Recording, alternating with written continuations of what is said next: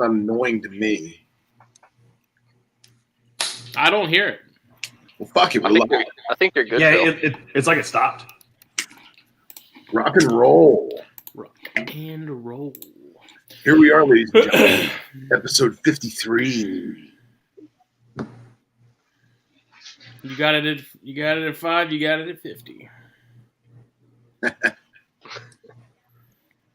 So, Chris, did you get like sunburnt? No, I think it's just because I'm in like a different light. I was gonna say, it looked like you ate something really spicy in a cartoon. I've been golfing a little more. Maybe that's what it is. My cheeks are a little more flushed. it's just a little color. He just got a little golf color, you know. Who else is on vacation is Mike Gubbins. I am on vacation. Nice. What's up, Dominique? You know, prior to, I'd say about 10 days ago, Dominique and I would talk almost every single day. And I don't mean just like text, like actual hear each other's voice. And then something happened. She just disappears. Very disappointed. Jeff, what are you smoking? Triple Maduro. The Camacho? Still hate them, but yep. Ooh, boy. I hadn't had any Camachos, and then something happened, and I've been on a big Camacho kick, and I bought a fucking ton of them. I like them, man. Maduro yet, though. I'm just gonna buy a triple Maduro this week, and I'll fight through it. So you put you on your ass, boy. I got your backup though, Phil, just for when this one's done. Yo. Oh, nice! There it is, baby. Tonight I'm left field, boys. We went Lennox. Oh, I'm writing these down so I can put them in the notes. Almost said the Knox. Jesus. Yeah, in the Knox. LFD Lennox. So I got this, and then my backup is just another Neanderthal because we got the HNs back in stock. So you better believe I'm smoking the hell out of them. Yeah, those are fucking good. What's up, Hendog? What's up, Miguel? What's up, Thomas? All of our friends in Canada. Dan, Sean, who's not in Canada. I'd phrase it like that. Does anyone have a problem with my Dachshund mug? No. Nah, man. Why would we? I was chatting with my friend in Sweden, who's a big scrub and Morelia guy, and I had this cup, and he messages me, and at first I thought it was bad translation, you know, because I mean he does speak English very well, and he's like, "Please tell me that's not your normal mug. That is the ugliest mug of all time." Well, first of all, let's break that down. They're European, and he keeps scrubs and carpets, so you know that's like twice the snobbage rolled into one. Meanwhile, my dachshund's sitting next to me, looking at me like, "Really, bro? You're gonna let him talk about it like that?" Okay, open the garage the rest of the way. Do it, Kendra, now! Do it. That's what it does. What, is she not liking the cigar, so she's not in frame? No, yeah, she's in the other side of the garage. How funny would it be if she hopped on her own computer on the other side of the house because she wanted to be part of it, but she hated the cigars so much? She's distracting me right now, very much. But get used to it, buddy. I started talking to a new lady friend, and I told her, you know, hey, I'm doing a show tonight with my friends, blah, blah, blah. I was like, I'll send you the link. You can watch. She's like, what's it about? I said, well, it's called Snakes and Stogies, and we pretty much talk about snakes and stogies. And she's like, okay, I guess I'll chime in. I was like, you don't have to watch it. Don't worry. Never mind. This is not a necessity. That's right. You're going to be bored out of your fucking mind. Don't worry about it. So we'll talk about everything here. What's new in everyone's lives? I am down to the wire on these Cyanea eggs, man. Yeah. What day is it? The 25th is day 98. 25th is day Holy 100. Shit. If you don't cut them open right now and dig them out like you better finger want to see the whole snake. I gotta make sure there's a 5 gene in there. Gotta make sure there's a head scaleless bumblebee, radical skedaddle bang. Yeah. I want to see.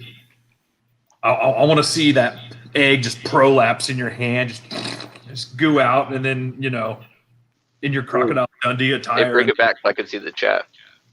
Bit by a giant snake. Yeah. What's up, Steve Poole? Haven't talked to you in a while. Did you take her to the woods? Cuppins asked. He's talking. No, I'm only here for Kidra. Yeah, I saw that. Somebody put that up. That's good. Hey, Andy Milton's in here. This is going to be a great show. I can feel it. So, Justin's eggs are ready to pop at any minute. I mean, let's go. I mean, Jeff's muted, but let's go clockwise. Yeah. What do you got going on, Jeff? I just got a scrub python, so. Yeah, you did. He did just get scrub. And he's in the scrub club. He's in the scrub I'm a cool kid club. now. I'm gonna actually. He sent me a picture of it. And Jeff, that was on Facebook Messenger, right? I think so. Yeah.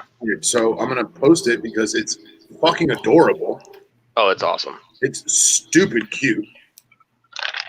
Super placid. Nice. Meanwhile, the last text that you sent me, it just says pissed. Just pissed. Fucking pissed. No context needed. What's up, Anthony? Look, you got Andy Middleton jealous. That's very hard to do. That's a high honor. Oh, that's the video. Oh, that was when it was in shed. Let me send you the better one. Yeah, send me the better one. I love how he's got the the colonial snake tattoo and the scrub. I love it. Pull it up on my Instagram because Kendra took my phone. You sent me on Instagram? Okay. Yeah. Let me see if I can. I think that's the one thing that I can't do on this thing is pull Instagram that way. Okay. If not, I'll have Kendra send it real quick. We're going mobile, guys. You know what? Have Kendra text it to me or Facebook note here to me. All right.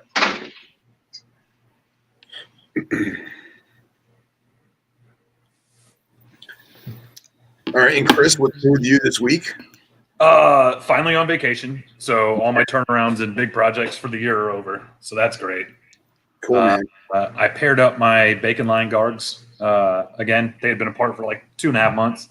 Nice. That'll be good to get those rocking and roll again. My next trio of holdbacks isn't ready yet. I'm just going to give them another, maybe even a year. And then I put all my most of my colubrids that I plan on breeding next season down for brumation. I made all my decisions on my corns, the Texas Rats, Subox, the South Texas Beauties, and the San Diego Gophers and 2 different low-cal bull snakes. Hell yeah. I have a question as far as the brumating thing. Yes. Because I'm about to start cooling all my stuff down later this week. I have a whole rack of Bairds minus one small female that are all like probably another year out from breeding. I was planning to cool them too. Sure. Should I cool them? I mean, do you think like cooling them, even if they're like another year out from even breeding, do you think like, because I know like Joe did a stream earlier for the first time in forever, and he was talking about it a little bit. He said he doesn't cool unless like they're going to be breeding.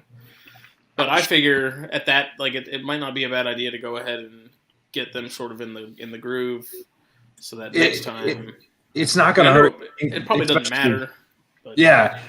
Well, some people and some of the kind of older colubrid guys think it does, and they brumate even like hatchlings, brumate everything, and brumate their entire. Yeah, see, I ain't going that far with it. They snakes that are like a year out. Yeah. Yeah, I have some like Sonoran gophers that I'm thinking about brumating, even if it's just like a short brumation, just to not be feeding them and cleaning them. Honestly, it's and when you say short, you mean like what, like a month, 3 weeks? Somewhere between a month and 2 months would be short. 3 months is going to be the full duration. Mm-hmm. I don't think it hurts anything. In fact, some of my corns that I'm not going to breed, I think I'm still going to brumate. Especially any males, like any males that could be backup breeders, go ahead and brumate them. Anything in the Pantherophis world, male wise, can breed small, so have a backup, right? Why not? Oh, that's true. Yeah. I'm one of those people that for every female, I like to have a male ready. even if I have like one male corn, I have going to 3 females, just because it's the best kind of combo wombo. But I have a backup male for every one of those females as well. So Now, do you guys brewmate babies too? yeah, that's actually what Justin was just talking about. I have in the past on some like bad feeders or just like random stuff that I didn't want to feed throughout the couple months. I've actually heard that's a trick with Alterna. Yeah, Alterna, your Baja rats. A lot of people will brewmate them because they're just like shitbag animals as it goes. Bad feeders. You know, I have a couple corn snakes that still haven't fed, and I'm thinking about maybe I'll just throw them in the closet too. My Alterna though, so here in sweet southern Texas, we don't actually get cold. So I brewmate in a closet that gets about 60, 65 degrees. But king What's your snakes temperature right now? it was 82 today, I think. Okay. Something So like that. same thing for me here. I mean, it's 74 now. Yeah. But Yeah, right now it'll get cool tonight. It's 73 right now, and it looks like the low tonight's going to be 70. perfect. On Alterna, I actually have a wine fridge that I brewmate my king snakes in, and I set it to 55 degrees. But that got shit on this year when I plugged in my wine fridge, and it said no. So I'm scrambling for a wine fridge for at least the Alterna. You know, the plan was to brewmate and breed the Alterna. I was thinking about, I have the Eastern Black Kings from Joe, but my decision now is I'm just going to give them the year off. When you know, why not? Picky feeders as babies too. So if I'm going to do, maybe I'll do Alterna this year and then Eastern Black Kings next year, and then, you know, vice versa. So I'm not dealing with a bunch of shitty feeders. Yeah. All the Pituophis I'm not real worried about. King snakes, corn snake, or the rat snakes, corn snakes, they should all be easy. I've got my buddy is breeding mice for me now, so we have a good collection of that going. So even if I need to get live, it's not going to be a problem. Cool. Yeah. Dan Colgan says that he's cooling everything in capitals, everything this year, but he's not going to pair anything except for possibly the ivory zebras, which he definitely should do. Notice, Dan, do that. A lot of people go that direction and will brewmate their entire collection. Some people, it's just because it's the only way they can facilitate it. You know, you got to cool the whole room just like you may be heating the whole room. Yeah. I actually dropped temp on all the geckos, babies, adults, everything, about 2 weeks ago. Okay. But I wasn't paying attention. And instead of doing like 4 degrees, 4 degrees, 4 degrees, I dropped it like 10 degrees. And they were all like, whoa, dude, like, what the hell? And now they're all like, oh, okay, it's winter. We're chilling. All right. Yeah. So my Stogies that my buddy has, they're his now, but they were mine. This year, even after being separated, ended up with a total of 26 babies for the trio. wow. Some of them are completely patternless. It's amazing. That's cool, man. I got the that video from Jeff, so I'm gonna throw that up right now with this bomb. See if it kills the quality.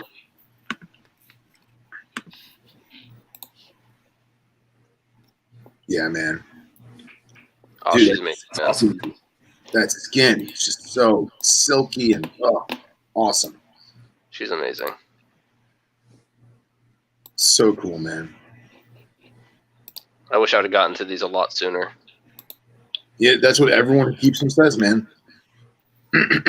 Pretty snake, man. It's cool. Oh yeah.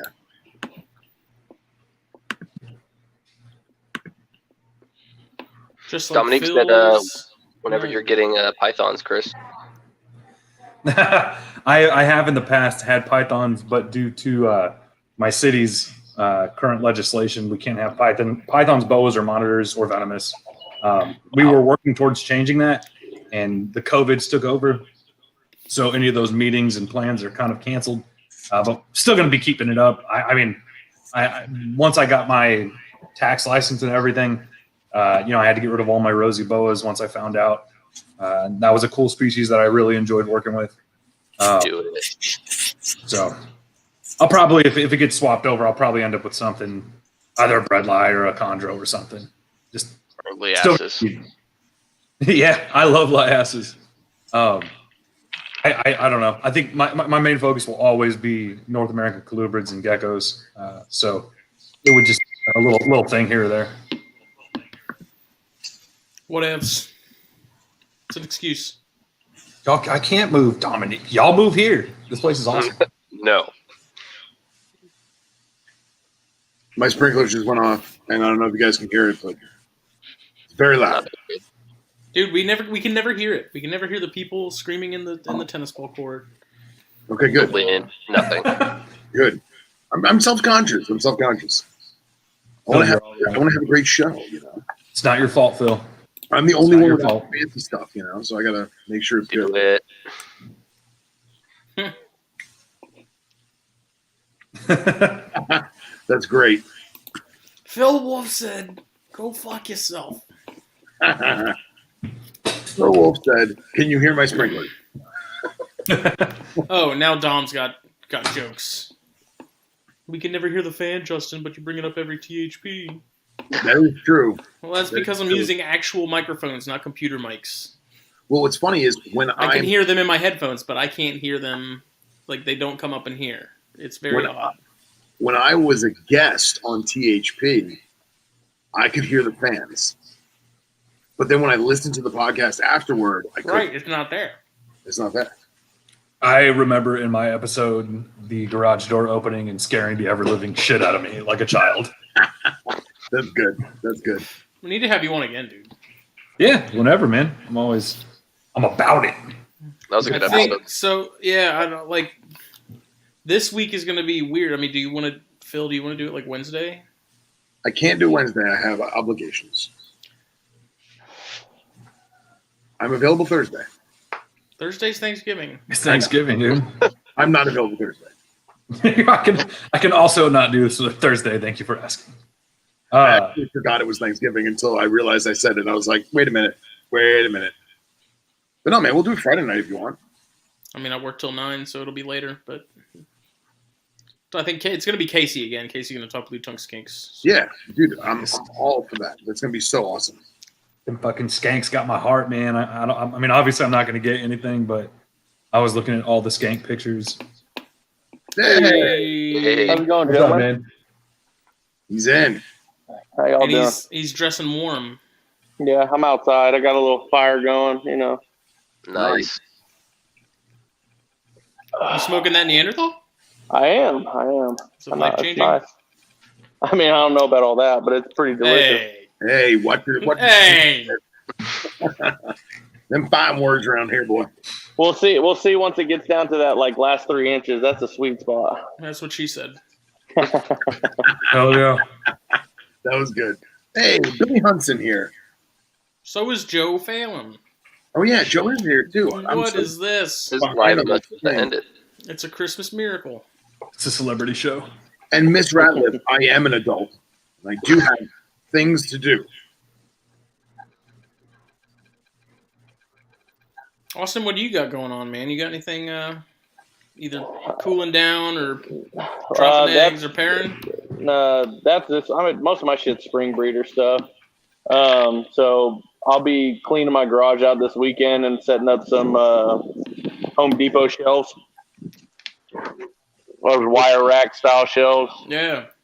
And getting my brumation tubs out this weekend. They've had all month of November to cool off. So Those Home Depot shelves. Are you talking about the ones that they're almost like pallet racking, where there's like a keyhole and the peg goes in the keyhole and locks in place? Yeah. But like a lighter duty version of that. Yeah. Okay. Yeah, I probably have the same thing in my room. But they're good. Those are great racks, man, for the money. Yeah, I think I saw a deal where I can get like it's 6 foot by 4 foot wide, and there's 3 shelves, enough to where I could put probably 6 brumation tubs in there, which is all the pairings that I'm going to be doing this season anyway. So what's that run? Like $80, something like that? It's like 120. It's not too bad. They have good sales on them sometimes though, online. And Yeah, stuff. I mean, I was there like 2 weeks ago. It may be cheaper now. I don't know. 'Tis the season. What Are you pairing up your Apodora or no? Nah, I'm gonna do it next year. I'm giving them another year. They're probably big enough, but from what I hear, with them being long-term captive wild caughts, I don't want to jump the gun. It sounds like from the people I've talked to, like Casper and stuff, if you jump the gun, pretty negative shit happens. So It doesn't hurt to wait. Yeah. Better safe When than it, sorry. that's always been kind of my policy is like if you have any like shred of a doubt or reservations about it and it don't feel right, then don't do it. Like if something that's where about I'm it, at. just trust your gut. I mean, I was telling Dominique that the other day. Like if it isn't sitting right, even if you can't figure out exactly why, then clearly there's Yeah. It's real easy to get really excited and really wanted to start pairing everything up, and it's real easy to get overwhelmed too. Yeah, for sure. I jumped the gun on some stuff. Well, not jumped the gun. I overpaired. Let's put it that way. And I've got way too many red light kicking around right now from 2019 that need to get gone. You and Casey Gannon, man, you guys have a problem.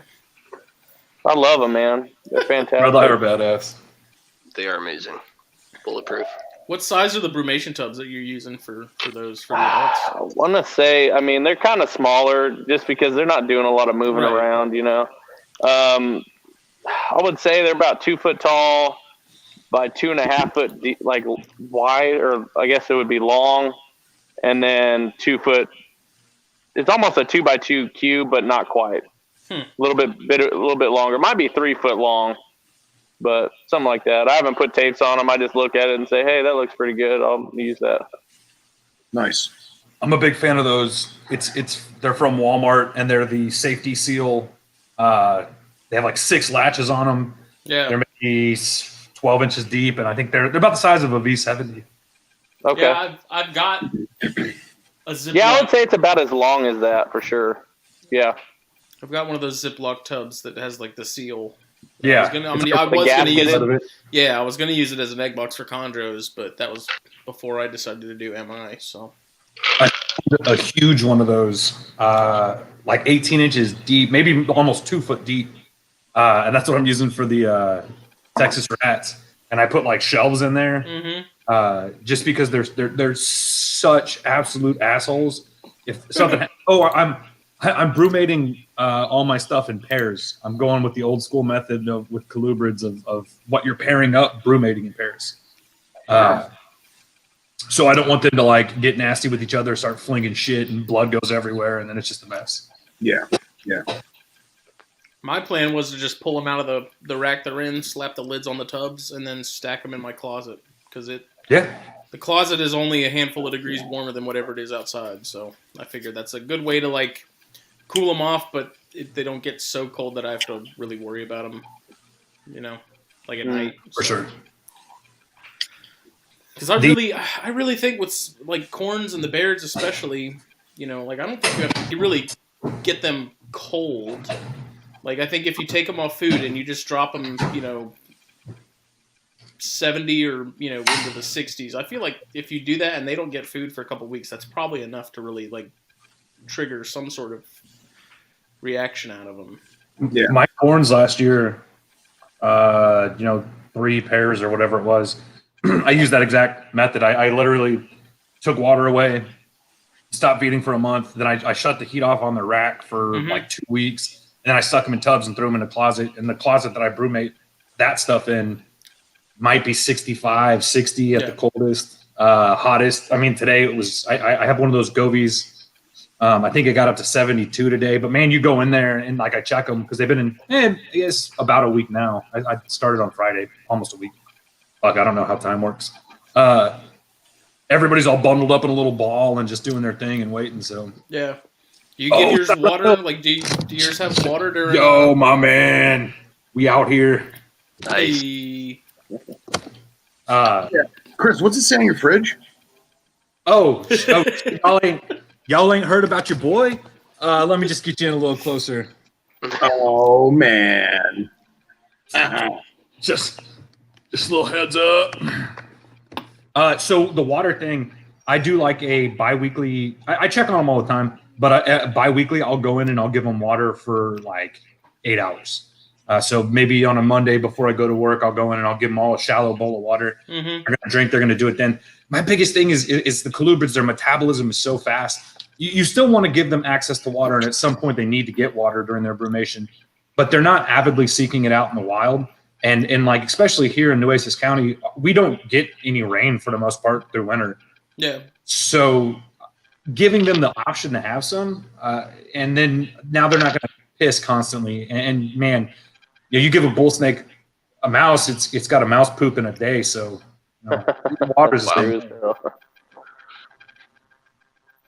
I don't know. I mean, I figured you'd give him at least like. I have some of those little ceramic dishes that are maybe 3 inches across. You know, just like something that's like half the size of what they normally have. Yeah. So I do the Camping World extra large dog dishes. I use that in their tubs anyways. They're those like gray, thick plastic, and they're bulletproof. And I put about half an inch of water in there.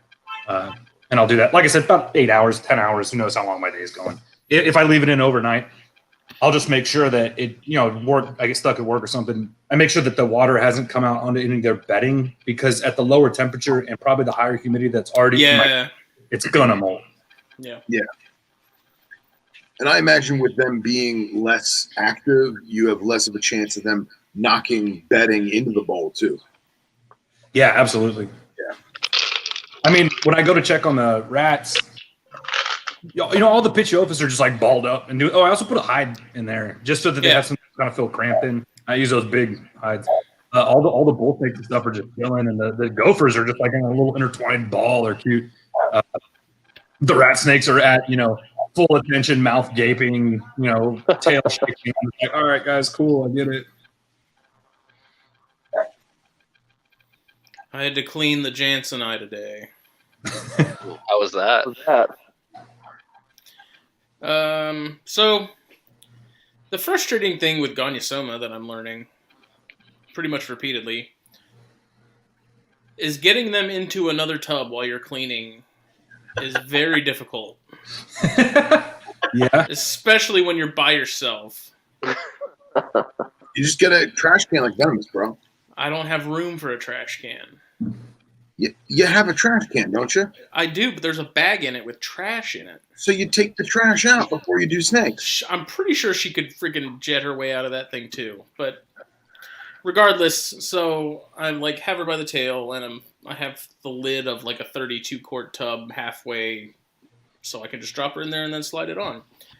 Well, lid gets knocked off. She's knocking over shit on the table. She's puffing up. She somehow gets like over the edge of the table, and it's one of those foldable tables. So there's that little like that part of the leg that the brace, and so she got in there, and I like kind of pulled on her a little bit, and she wasn't budging, so I let her go because I figured she'd be up in there. Literally, by the time I like let her go, and then I go and look under the table, she's not there anymore. And all I see is the little tip of a black tail go under my closet door and into the closet. And so then I can hear her moving around in there. That closet's a mess. There's all kinds. I need to clean it out desperately. And so I have my flashlight, and she's like in the corner. And every time I try to hook her, they don't ride hooks. So she kept slipping off, and so finally I got her and somehow managed to get her in the tub.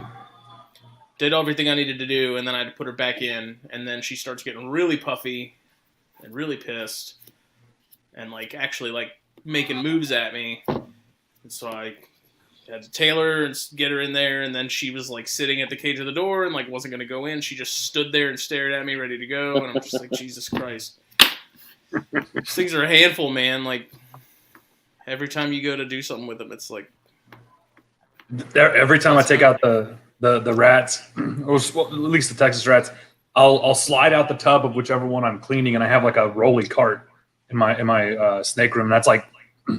the best thing that I've ever had, and I put a piece. I've been wanting to switch to one of those, like those Rubbermaids. Oh, dude, it's a godsend. It's an absolute godsend, especially when you're doing like water changes and not water changes, but water bowls and stuff. You just pull the tub out, pull out whatever you need to clean. You can scrub the water bowl. You fill it up with water, boom, boom, boom, and you got your water sitting on the cart and everything.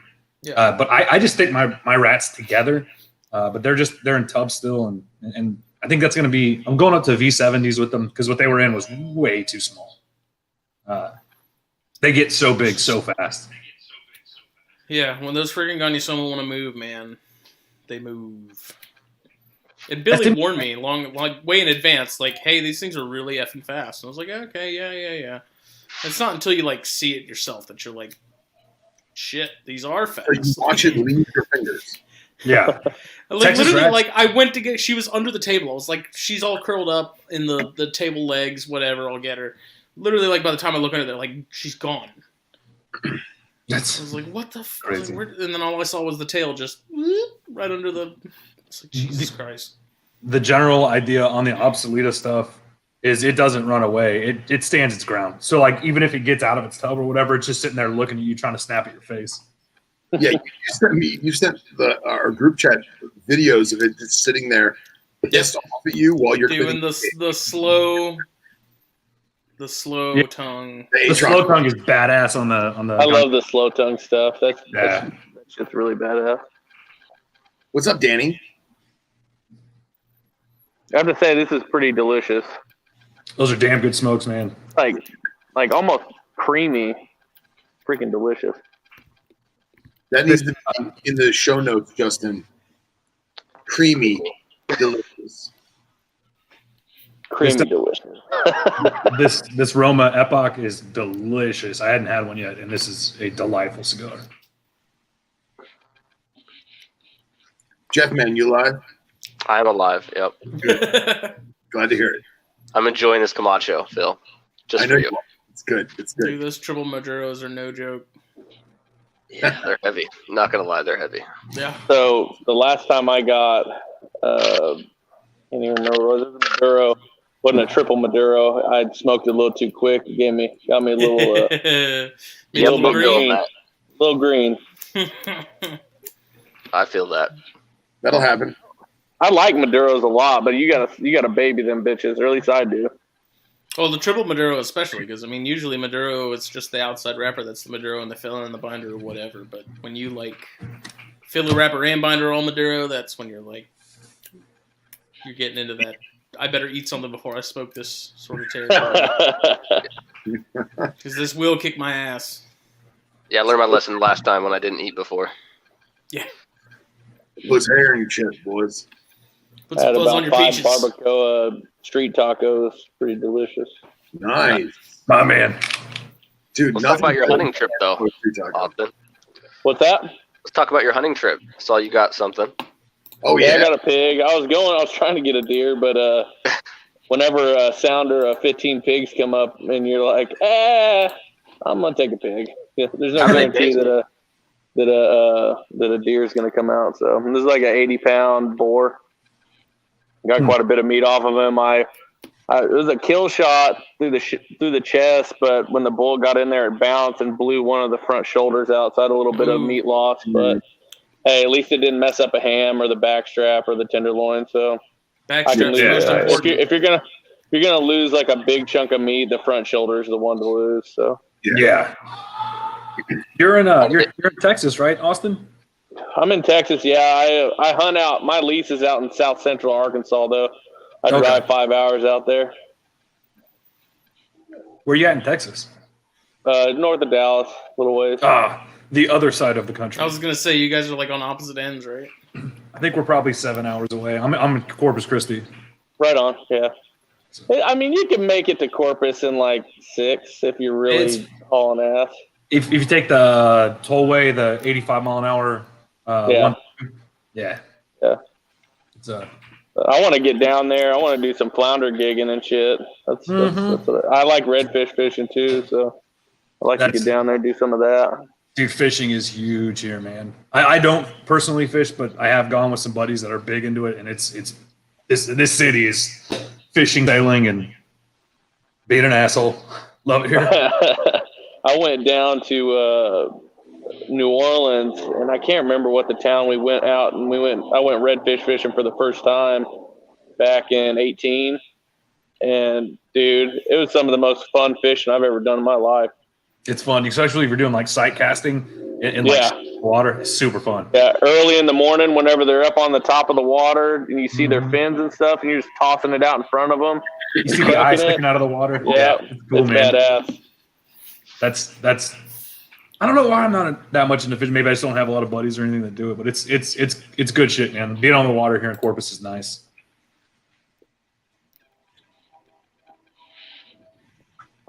There's a lot of deep sea fishing here too. We call it deep sea fishing out. Charters that go out to the Gulf. Like and get all offshore? kinds of shit. Yeah, offshore. I've never done any offshore stuff. Only like brackish and shit like that. But offshore's rad, man. It's you gotta. Not everybody can handle the water, right? Like it's a I big. was in the Navy. I don't have a problem with that shit. You're definitely good then. Nice. Some people it really hits hard, but it's fun. I remember buddies in the Navy. They'd be like, "Oh, we'd go through a storm or something, and they're running down to the med bay to get Dramamine patches to put behind their ears and shit." The only time My dad was in submarines for 20 some odd years. And I don't know how he did it, man. That's a rough life, man, living in a sub. Ooh. There's no room to move. Big men do not work on submarines. Like, then the big, like the air scrubbers that like make the air smell like ammonia and shit. It's tough. It's nasty. We went on them a few times because they'd have like these family days where they'd go and the families could all come out for lunch or something on the sub, but they'd actually like go out and do crash dives and stuff. And it was just like, I was a kid, but still, like looking back on it, it's like being stuck in that for 6 months or however long at a time. Like, oh, dude, yeah, that shit's wild. You'd go crazy. Yeah, I was on an aircraft carrier. We were out for 9 months. I only did one deployment, but we were out for 9 months. And yeah, you just kind of, they got this term, I'm sure you've heard it, Justin. It's called haze gray and underway. You ever heard that? Yeah. So it's like haze gray is the color of the ships, but it's also like your mentality whenever you're out to sea and you get in this like routine where the days just kind of like bleed together. It's weird. It's real weird.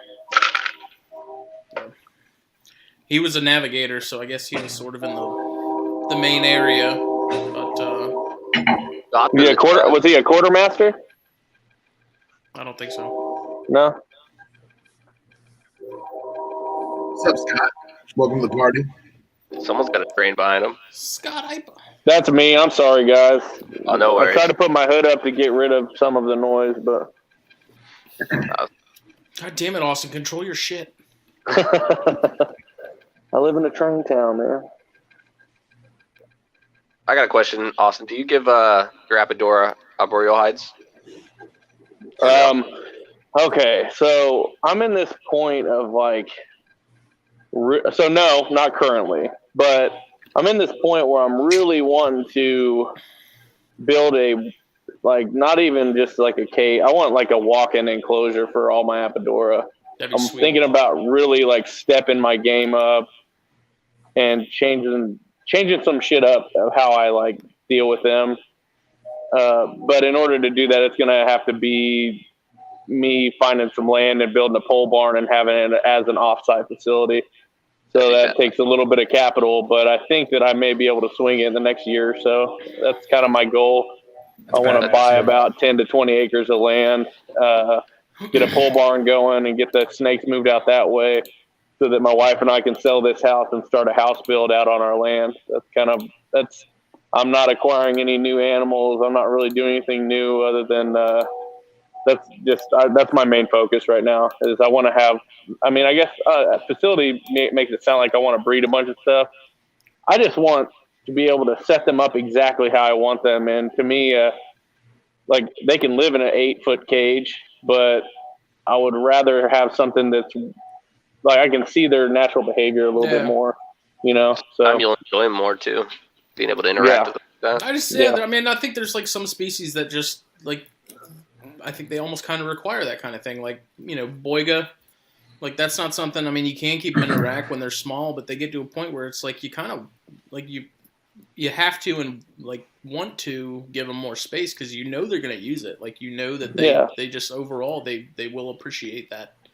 You know, if you give like a giant cage to a ball python, it's probably not going to use it all that much. You know, but like you know, Brettles and other stuff like that are actually active. Like, and you know, without a doubt, they're going to use that space. It's like, you know, why should Have you guys watched any of like who is it? What's his name?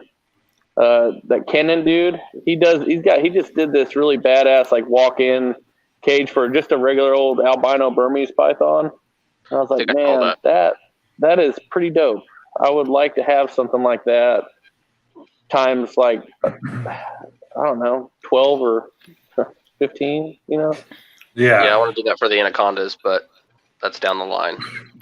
Yeah, it's just a space thing, man. And honestly, we're growing out of this house, and I want to build. So it's just our next 2 years is good. I guess 2021 is going to be acquiring land, and then 2022 is going to be breaking ground on our house. So It's awesome. Nice. That's awesome, man. I guess Phil Exciting. just gave up. I fucking them out. I did interrupt him earlier, and I felt bad. So maybe that's why I went to go. Curse me. I think my final plan on some of the pine snakes is going to be to do display enclosures, like 4x2s or 2s or something. The bulls just don't do well. The bulls and the Sonoran gophers, if they can see you, they're not doing good. Yeah, and I mean that's like the Ganyasoma are kind of the same way. Like I'd like to give them a bigger cage, and I'm sure. I mean, they size wise, it's going to get to a point where they will need something bigger. You know. Yeah. But I also know that there are species where, like, as soon as I walk in the room, my female's out, she's gone. yeah, You know, my I'll bull, see the only I'll see Go a ahead, sorry. face, and then that's it. Like they want The nothing only- to do with you. the only bull that I have is he's just a pet, but and I've tried to put him in like a little it was like a it was like a short cage. It was like 4 foot long, but only like a foot tall. Like the Little 12 or the sliding 15s. glass cage. Yeah. And he didn't do well. He didn't want to eat. It was weird. And then I put him Yeah. back in the CB70. He's good to go. So Yep. whatever. That is all my bulls, all my Sonoran gophers are the exact same way. And that's just They- that's like proves the point of the whole like tub versus naturalistic debate. It's like Depends. Whatever does naturalistic work for the species better than tub? Yes. Yeah. Do that. Does a tub work better for a species than naturalistic tub? Then perfect. Do that. Like Yeah. And I did I have some bioactive tubs that I've done for some of the obsoleta stuff, the rats, and it works great. It's so good. You know, half the time I probably clean those enclosures the least because the isopods and the springtails clean up so well. The Pitiophis, you can't do that. They're phosphoric from the get go, freaking right? So they're going to bulldozers. destroy their enclosure, and then when they shit, I mean they They shit. destroy their enclosure so bad. They're so good at pooping and just getting everything out of their system. I'm good at pooping. That's what I'm good at. Professionals. I am good at pooping. Well, I just got disheartening news. Should be in the bag. I think. It's not on top of the fridge. This is a classic example of when you want a specimen in our hobby, you need to strike when the iron's hot, because there is a pink Tanzanian puff adder at Underground that I have been babying for probably like 5-6 months now, and my roommate just came home and told me that it's sold and it's gone and shipped out. Ah, damn. That sucks. Don't wait, kids. If you want it and you have the money, get it. People always tell me, they'll ask me like, well, how did you get these Apodora? I'm like, well, when you go to a show and you see one on the table and it looks like hammered dog shit and you think that you can handle it, you need to buy it. You got to roll those dice because you may not see another one for a year. Or longer, forever again. Or longer. Yeah. So, Yeah, I wanted to pull that trigger on Joe Swatowski's Apodora. He was posted up.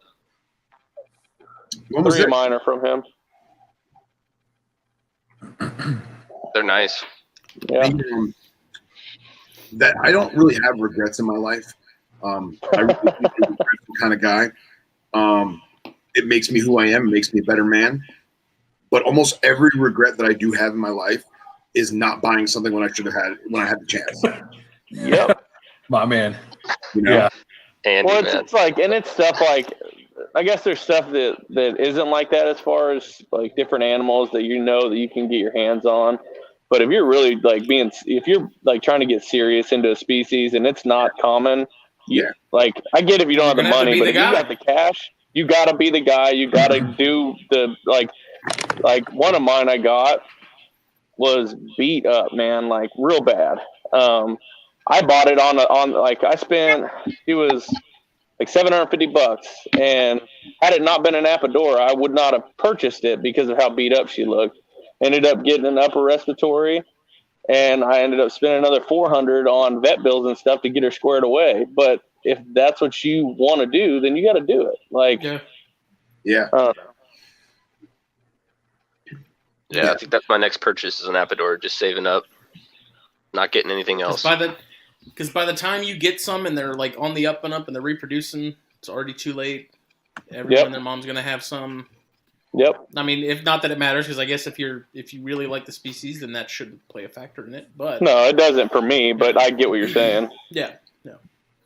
Speaking of species that you never see that I should have bought when I had the chance, those house snakes is a clutch of Stogies iguanas, also known as the Papuan black snake. That's from Scott Iper. He just sent it to me, and he's the luckiest guy in the world. Congrats, Scott. I mean, look at that. That's just a hell of a morning, you know? Yeah. Congratulations, Scott. Oh yeah, that's awesome. Dick. It's a big old clutch. Laviza said she wants house snakes, and I too would like house snakes eventually. They are on the list, but they are low on the list. House snakes are awesome. They really are. I've been intrigued about them, but I've never like pulled the trigger. I'm also not a huge colubrid guy, but yeah, Joe, I would love to see. Oh, Guttatus. You told me it was Papuanas. I just asked you what species. Still, equally awesome. I had a pair of house snakes for like 6 months that I was holding for a friend before I mailed them out, and they're like the rowdiest little eaters ever. They, you put a little frozen mouse in there, and they wrap their whole body around it and squeeze the little death out of them. It's super like a Antaresia kind of. Yeah, they remind me. I've heard they're like little pythons. pythons. Yeah, I've heard they're very python-like. Well, I also think it's interesting, just on house snakes, the phenotypes and the subspecies. There's so many. There's so many, and I feel like that's going to be the next locality focus, because there's so many capensis albinos and amelanistic and all this other stuff that people are going to try and focus on that. At least that's my personal observation. And there's a lot of what's being called black, and they're not.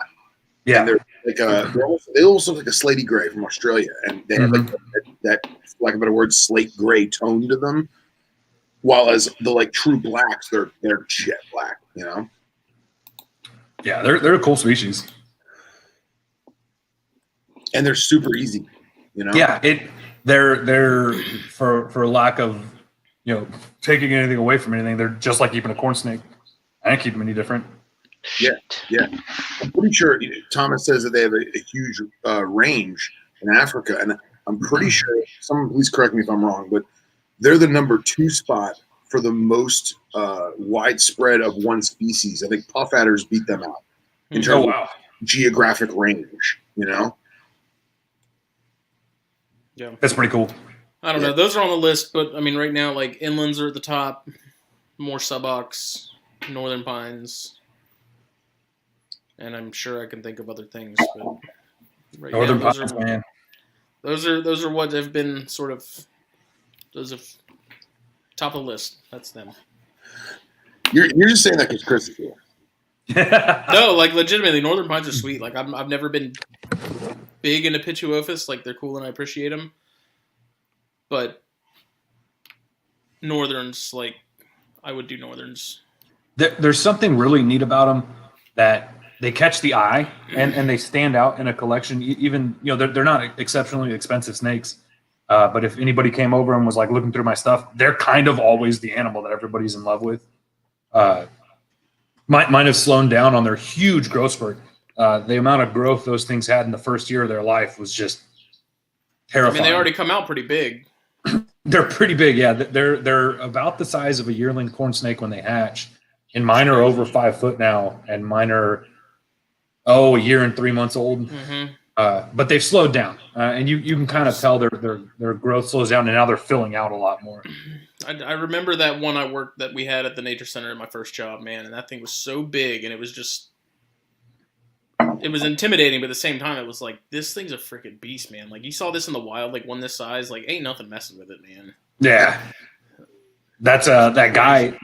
The road that like a couple of people go down. It's a really famous road in McMullen County for finding Tamaulipan milk snakes. In fact, I think it's called Milk Snake Road in the hobby. A guy was cruising it the other day, and I posted a picture in the group chat and found a massive just indigo. They are definitely on the move right now. Epic. Be real cool if we could find a female, right?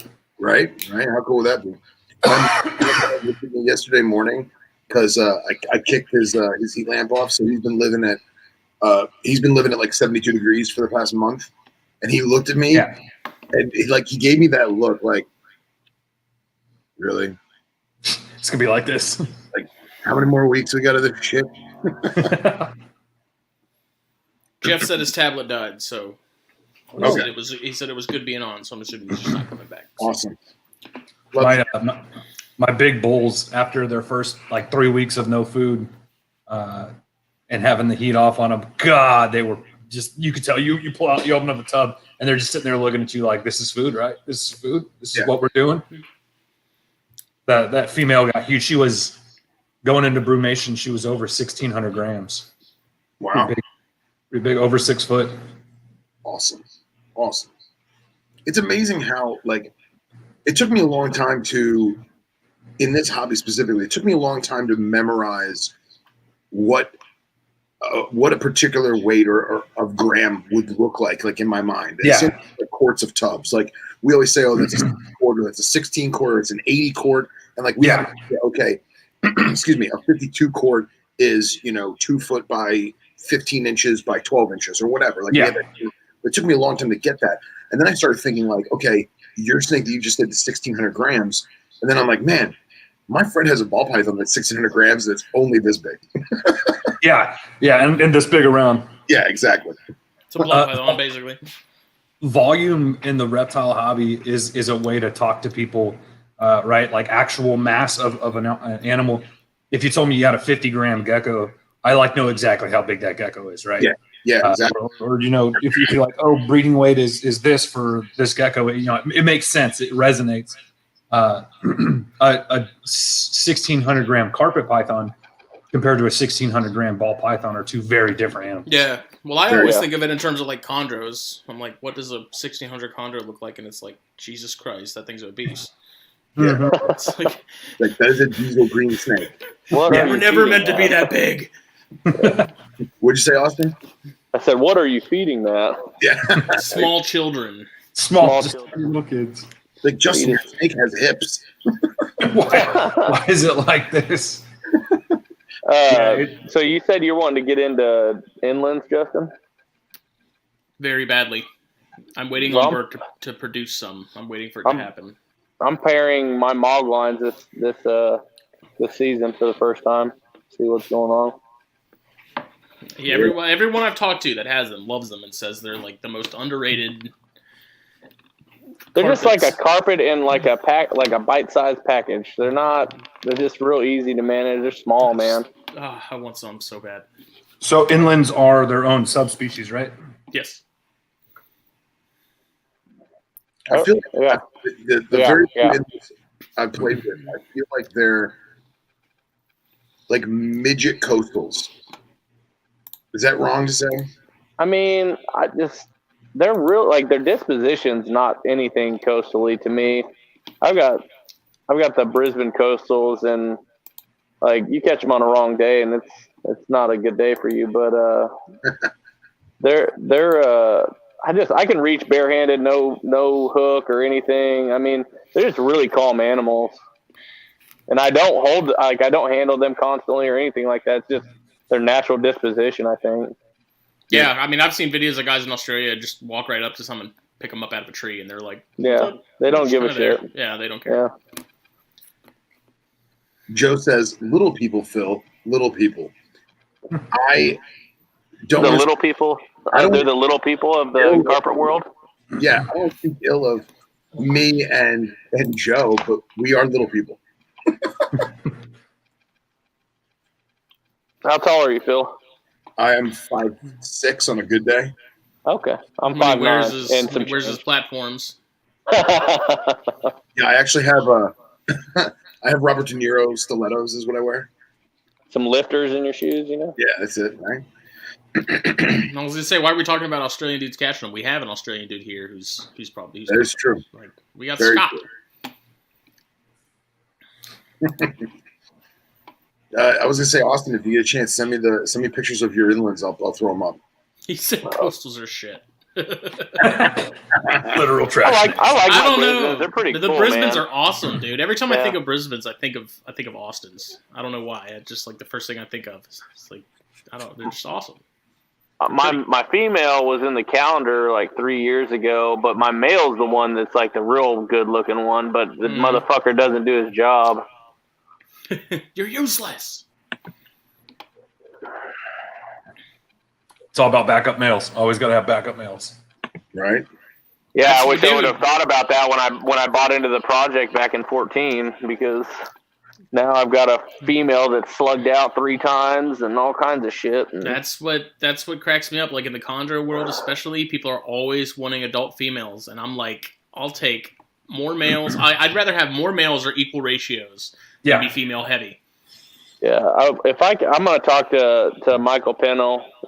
Me and him are pretty chill, so he's bred him a few times. I'm gonna see if he's got anything knocking around that I could Borrow. even if I mean, he would probably let me, but we'll He's see. a good dude. He's a really good dude. I love that guy. There's a few. My wife's not even like in the reptile community at all, and she's like, "Who's that white-haired dude?" I was like, "That's Michael Pennell." She's like, "I really like that guy." I was like, "Yeah, he's one of the nicest guys ever." That's cool. There's a few projects I've gotten into that I got either a pair or a trio, and I regret it. I wish I would have gotten 4s, always 2.2. That's why I've got 2.2 Apodora, and I think I'm going to add 2 more in the next year or so. Well, I wound up getting I have 3 IJs, and it's supposed to be excuse me, it's supposed to be a F1 male and then 2 farmed females all around the same age, about 2 years old. And I'm convinced that they're all just imports. I'm convinced they're just wild caught juveniles that stayed in somebody's collection for a while. And I was waiting to see if I can get like some kind of elongated shed on the vent, Plugs or something. Yeah. plugs or something. So I probed them, and they all probe short. So another year and see what happens. But I wound up getting them because I was going to do 1 MI and 1 incubator. But now I feel like I should just get like 2 or 3 more males because of the new mantra of what you guys are talking about, having more males, you know? Yeah. Yeah. Especially if these things are all 3 girls. I want to see if I can get Patrick Holmes to come over to my place and help me probe all the Apodora just to double, triple check and make sure that I'm not putting, because that would be devastating to put the wrong sex in with them and have some real negative shit happen. But so before this time next year, before I do any kind of introduction, it's going to have to happen. So are you going to do like shed swaps and like feces and swaps or no? So my plan, I'm going to do shed swaps just for scent, but I'm going to fabricate a transfer tube essentially. I've got it out. So their cages are stacked on top of each other, and I want to make a like tube that I can pull like a door out and just have a screen to where they can't get to one another, but there's air transfer from cage to cage, and just kind of watch their behavior and see what happens before I do any introduction. It's a big worry of mine. I don't want anything negative to happen, man. It would mess me up. So I want to do my due diligence and make sure that I've got all my ducks in a row before I do any kind of introduction. Smart. Of the lychee guys that breed the big yates and the GTs that are like $5,000, the big nasty mean ones, they'll actually put a partition in the cage and let the male and female be in there for a while. That way, you get a pregame before they actually try to murder each other. Mm-hmm. Yeah, that's my thoughts, and we'll see how it works. Yeah. Apodoro just busts through that shit. Not if you use machinist mesh. There's some pretty heavy duty shit out there that if you overbuild it, it'll be all right. That's funny. Yeah, we have mesh at my shop that's like 1/8 inch steel wire that's meshed together. Yep. That's what I'm talking about. It'll hold thousands of pounds depending on the Yep. It's gnarly shit. And I've got a welder, so I can fabricate some square tubing and use it like that if I have to. So It's the what's the screening that they use on vision cages where they rivet in place?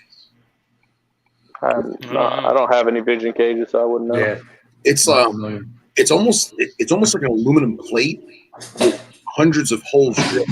It's not even like real screen, and then they rivet it to the plastic, and that shit. I mean, I've seen a lot of stupid stuff happen with snakes and bending bars and bending screen and stuff, but like that metal plate, whatever it is, brilliant.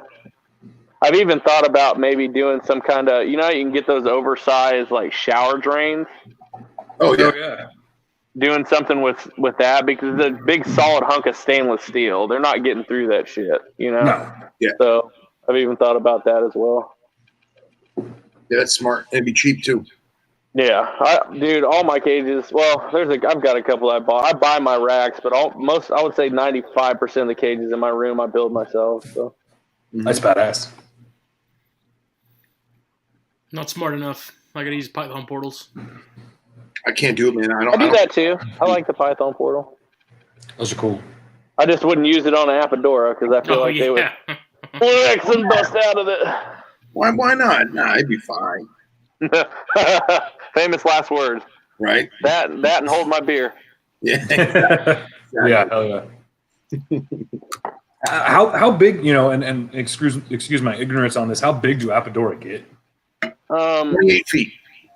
No. They're pushing I would say on average you're looking at like 11 to 12, 13. I know that I was talking to Casper. I think he said that he had one that was like 14, 15. Wow. I don't see them getting much larger than that. If they do, they would be probably pretty damn obese, I don't know. I mean, I may be wrong. Like I said, there's not a lot of information out on these guys. Yeah, there's not much at all. And so I've kind of just got to go off of like my adults and then my juvenile pair that I've got. And that's why I'm not, that's another reason why I'm not pairing them. I don't feel like I've got enough data. And so I want to go into it really prepared. I don't want to just like throw paint at the wall and see what sticks with these guys, Yeah. No. You gotta be smart about it. There's not a lot of pictures of them like in situ, is there? I mean, not really. I've got the Snakes of Papua book. Man, it's got some pictures of them in situ. Which book is that? It's the Snakes of Papua. I can go grab it here in a second. I'll show it to you guys. But shit cost me it was like a used copy of it was like $300 because it's out of print. Dude, don't you love those books like that? Oh no, it's definitely like the most expensive Hurt book that I own. But I felt like if you're gonna have it, it's pretty much the only book that's got anything on them. So I better have it, I have it's a gecko book. It's called The Eyelash Geckos, and it's the original book from the late 80s, early 90s, I think, on the eublephaриds, all of the leopard gecko species, Coleonyx species, Goniurosaurus species, and there's a few others sprinkled in there.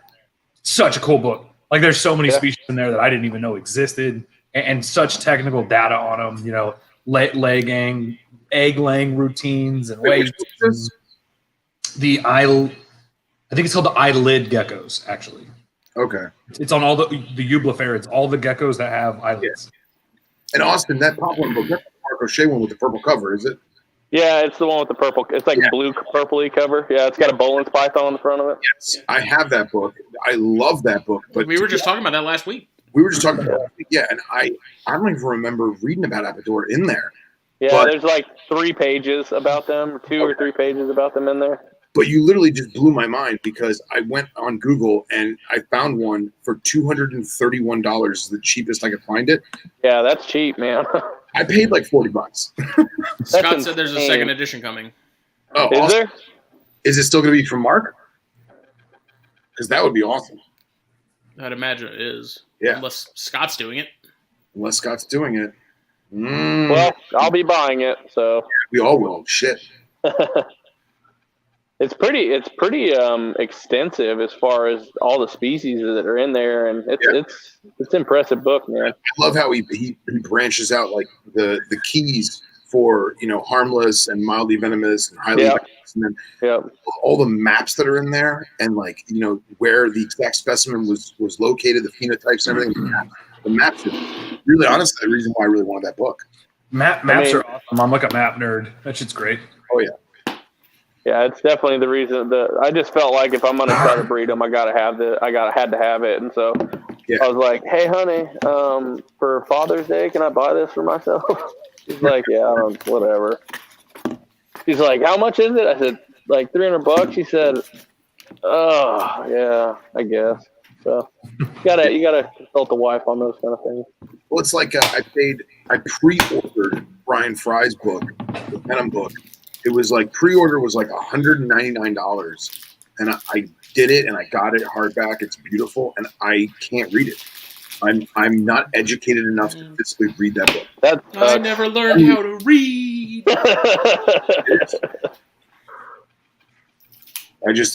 want to love the book, but all I did was take a couple snakes and take pictures of the snakes on the book. That's it.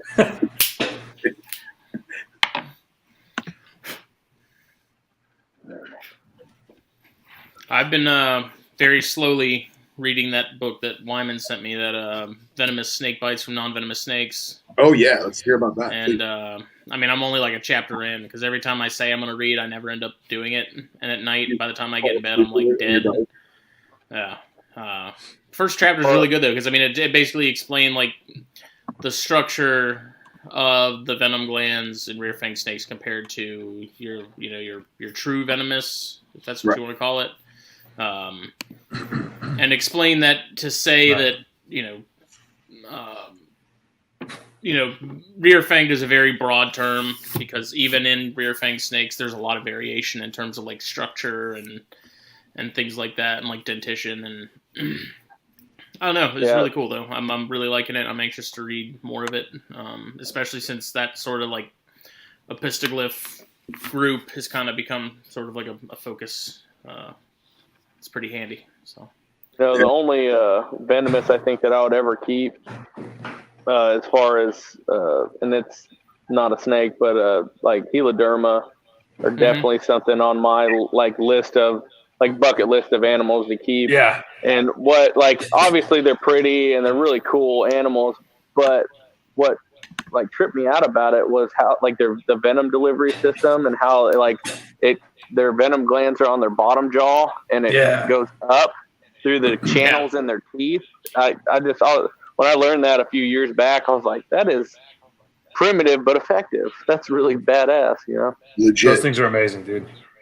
And anyone who ever thought about keeping heloderms, the minute they see a bone articulation, they see like a skull, it solidifies their want, Oh yeah, I want to buy one. I see them on Facebook for exorbitant amounts of money and shit, sometimes on auctions and stuff, and I always look at them like, man, at some point I'm gonna buy one just to display in my snake room. I like bone stuff. I like a lot of bone, deceased animal stuff. It's pretty dope. I've got the front and rear paws of a cat, just like a domestic house cat that someone rearticulated with their claws and stuff, sitting on a shelf. Dude, it really makes you look at the weapons that just a regular old house cat has. The and you're like, are gnarly. dude, if a cat wanted to mess you up, it could really mess you up. Mm-hmm. Well, damn it, Phil, if you're not going to read it, send it to me. I might just do that. It's probably going to be $200 in shipping because the fucking thing weighs more than my education. Media mail, bro. God damn. That book is seriously, that book's probably a good 6 pounds. It's a big book. Tell me in grams, Phil. I need to know grams so I can. Yeah, we don't. We Got can't. it. It's at least 3,000 grams, at least. So this big around? Got Yeah, it. it's that big around. I'll tell you what though, that's the best picture I could get with that fucking cobra, because that and like I got to go back and like fix white balance and stuff. But dude, that was such a horrible photo shoot with that stupid snake. So See, I got it easy over here, dude. Slap a fucking lychee on it and go. We're good to go. We're done. oh man. And Chris put up a picture the other day of Coleonyx, and dude, you got me on Those him, are man. cool, man. Wait, which was it? Was it the cave gecko that I posted up? Was it the cave gecko? No, I love cave geckos. Cave geckos are dope. it was light colored. My buddy gave me It's a a Coleonyx. of the reticulatus. Yes, the West So Texas. reticulatus are as of March 29th this year. Reticulatus are on the same page as the Texas Indigos. You can own them, you can breed them, you can ship them out now. You can legally collect them as long as you have the Texas The hunting permit. reptile and amphibian stamp. So you said you went out and like field collected indigos? I have never actually, in all of my many years of being an idiot, fucking found one in the wild. And everybody I go herping with is just like, oh man, you missed Sunday. We got 6 in a bag, dude. Check them out. That's like me up my deer lease with freaking with velvet tails, dude. It's ridiculous. Mm-hmm. People are they act like they see them every day and kill them, and then you freaking. Yeah. I go out there. I'm there. I was there for 6 days, like last week.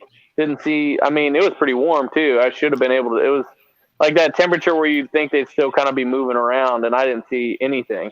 So Nueces County is a big hot spot for Texas indigos.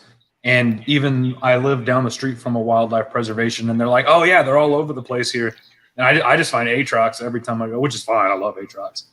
But, yeah, I got a buddy that goes out indigo hunting in the morning, and he's always like, oh, yeah, dude, we went to the dump, caught 2 of them, check them out. Just let me take a female and put it in I wasn't blowing a kiss to you guys. I was blowing a kiss to my daughters. They were going to bed. Yeah. Well, that's how. Yeah, okay. That's how I found. Well, I mean, if you guys want one, there you go. One of the, I'm a big fan of the thorn scrub rat snakes down here, and if I find a real pretty one, I try and keep it and get it going. If not, I mean, I just let them go. It's not, I'm not overly just keeping all the ones I find. But we found one in a Jason's Deli parking lot. It was pretty cool. Yeah, nice. The thorn scrubs are. It's a corn snake. It's in the same vein as a corn snake, and at one point it was considered in the Pantherophis guttatus realm. Now Emery has been broken off, and then it was Millimorem, and now it's all been lumped into Emery.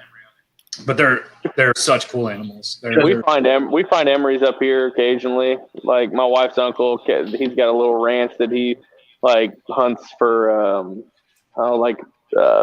Indian like arrowheads and stuff like that on. Yeah. And he'll pick them up. He's like, "Hey, you want this?" And I'll look at him like, "Nah, I'm good, man." Like, not that they're not cool. I'm just not a hardcore colubrid dude. So I've got a few, but I've got I have the stripe Millimorem project that I kind of inherited and became part of.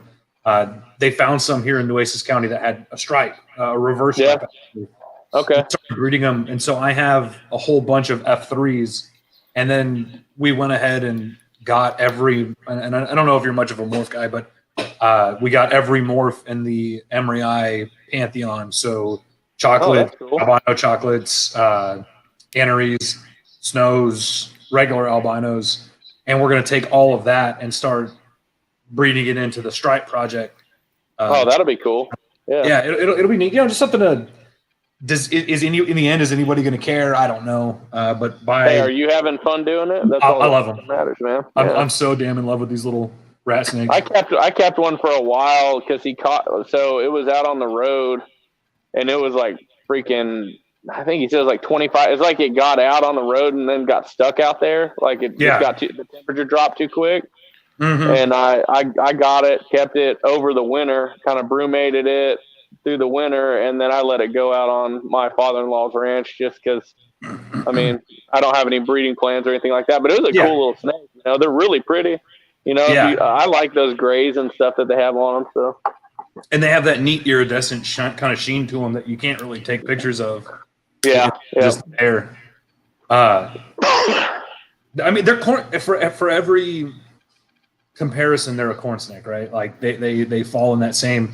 They I would definitely compare them more to a corn snake than like a Texas rat for sure. Yeah, all the Texas rats and the black rats and yellow rats and grays and all that falls under the old obsoletus subverb, and those were all used to be subspecies. Now they're all individual. You know, all that. It got all messed up. Yeah. I think Phil, didn't you look at that paper that guy had wrote about why it just doesn't work?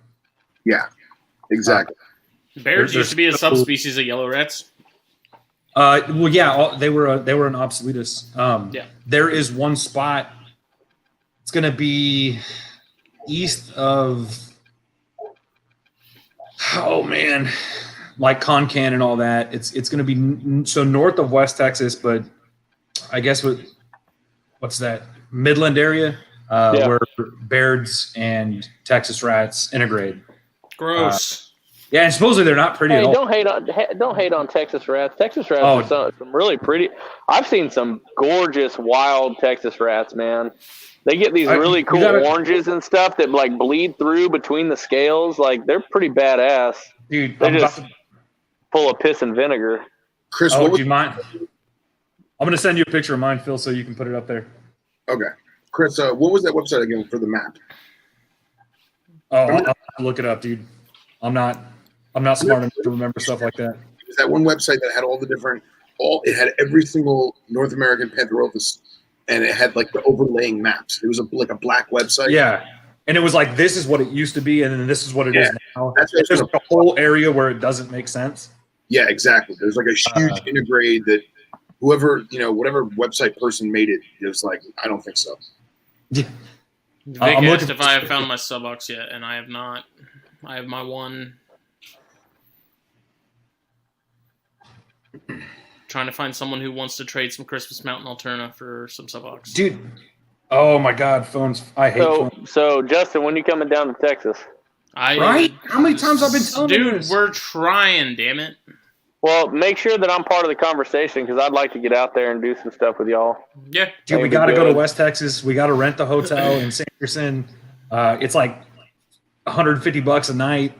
We'll just rent a couple hotel rooms and we'll just go road cruising, dude. And if these guys, I'm game. I just need a solid plan and a solid date. That's the deal. Same. We all tried to get it together like back in September. A bunch of people like fell out, which I understand. It was COVID and all that stuff. Yeah. But like, I don't know. I'd like to get out and go do that. I've never been out to West Texas to do that kind of shit. And I live here.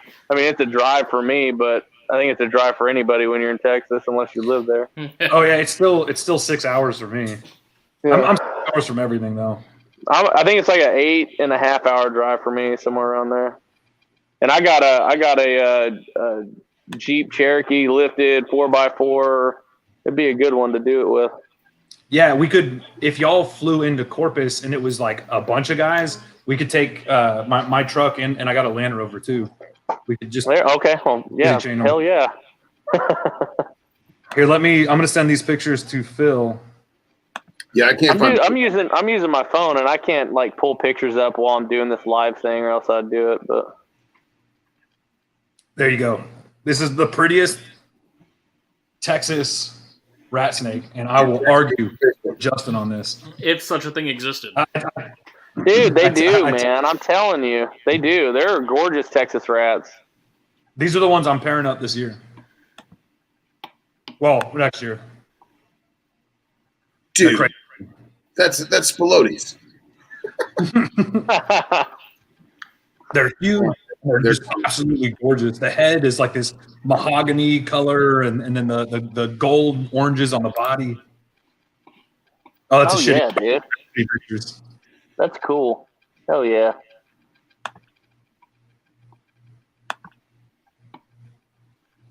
I take it its disposition's pretty nice because you're holding it. So. The male is okay. The female is actually Satan incarnate. Yeah, I mean most of them are. So I pulled her out on a snakes and stogies, and she literally Oh yeah. bleeding everywhere, and there was just shit flying everywhere. yeah, that's gorgeous. Yeah, look at that animal, man. That's so. I was down in Fort Worth, and we had one that got up. I was working at a machine shop down in Fort Worth, and we had one that got up into like the rafters. People were freaking out, and I just like got up there, and it was like biting and musking and stuff. But its back was real dark, like almost black. It didn't the definition between the saddles was not very good, but along the like sides of the whole snake, it was like a bright burnt orange color. Man, it was really cool. Yeah. These were wild caught a couple years ago, male and female pair on Farm Road 666 here in Nueces County. That's awesome. That's so cool. Did you name one of them Succubus and the other one Satan? Or I don't. They don't have names yet. I got to name them. See, when I look at this animal, you guys remember those 3D pictures where you had to cross your eyes to see it? Yeah. The magic imager. Whatever. Yeah. Magic so picture.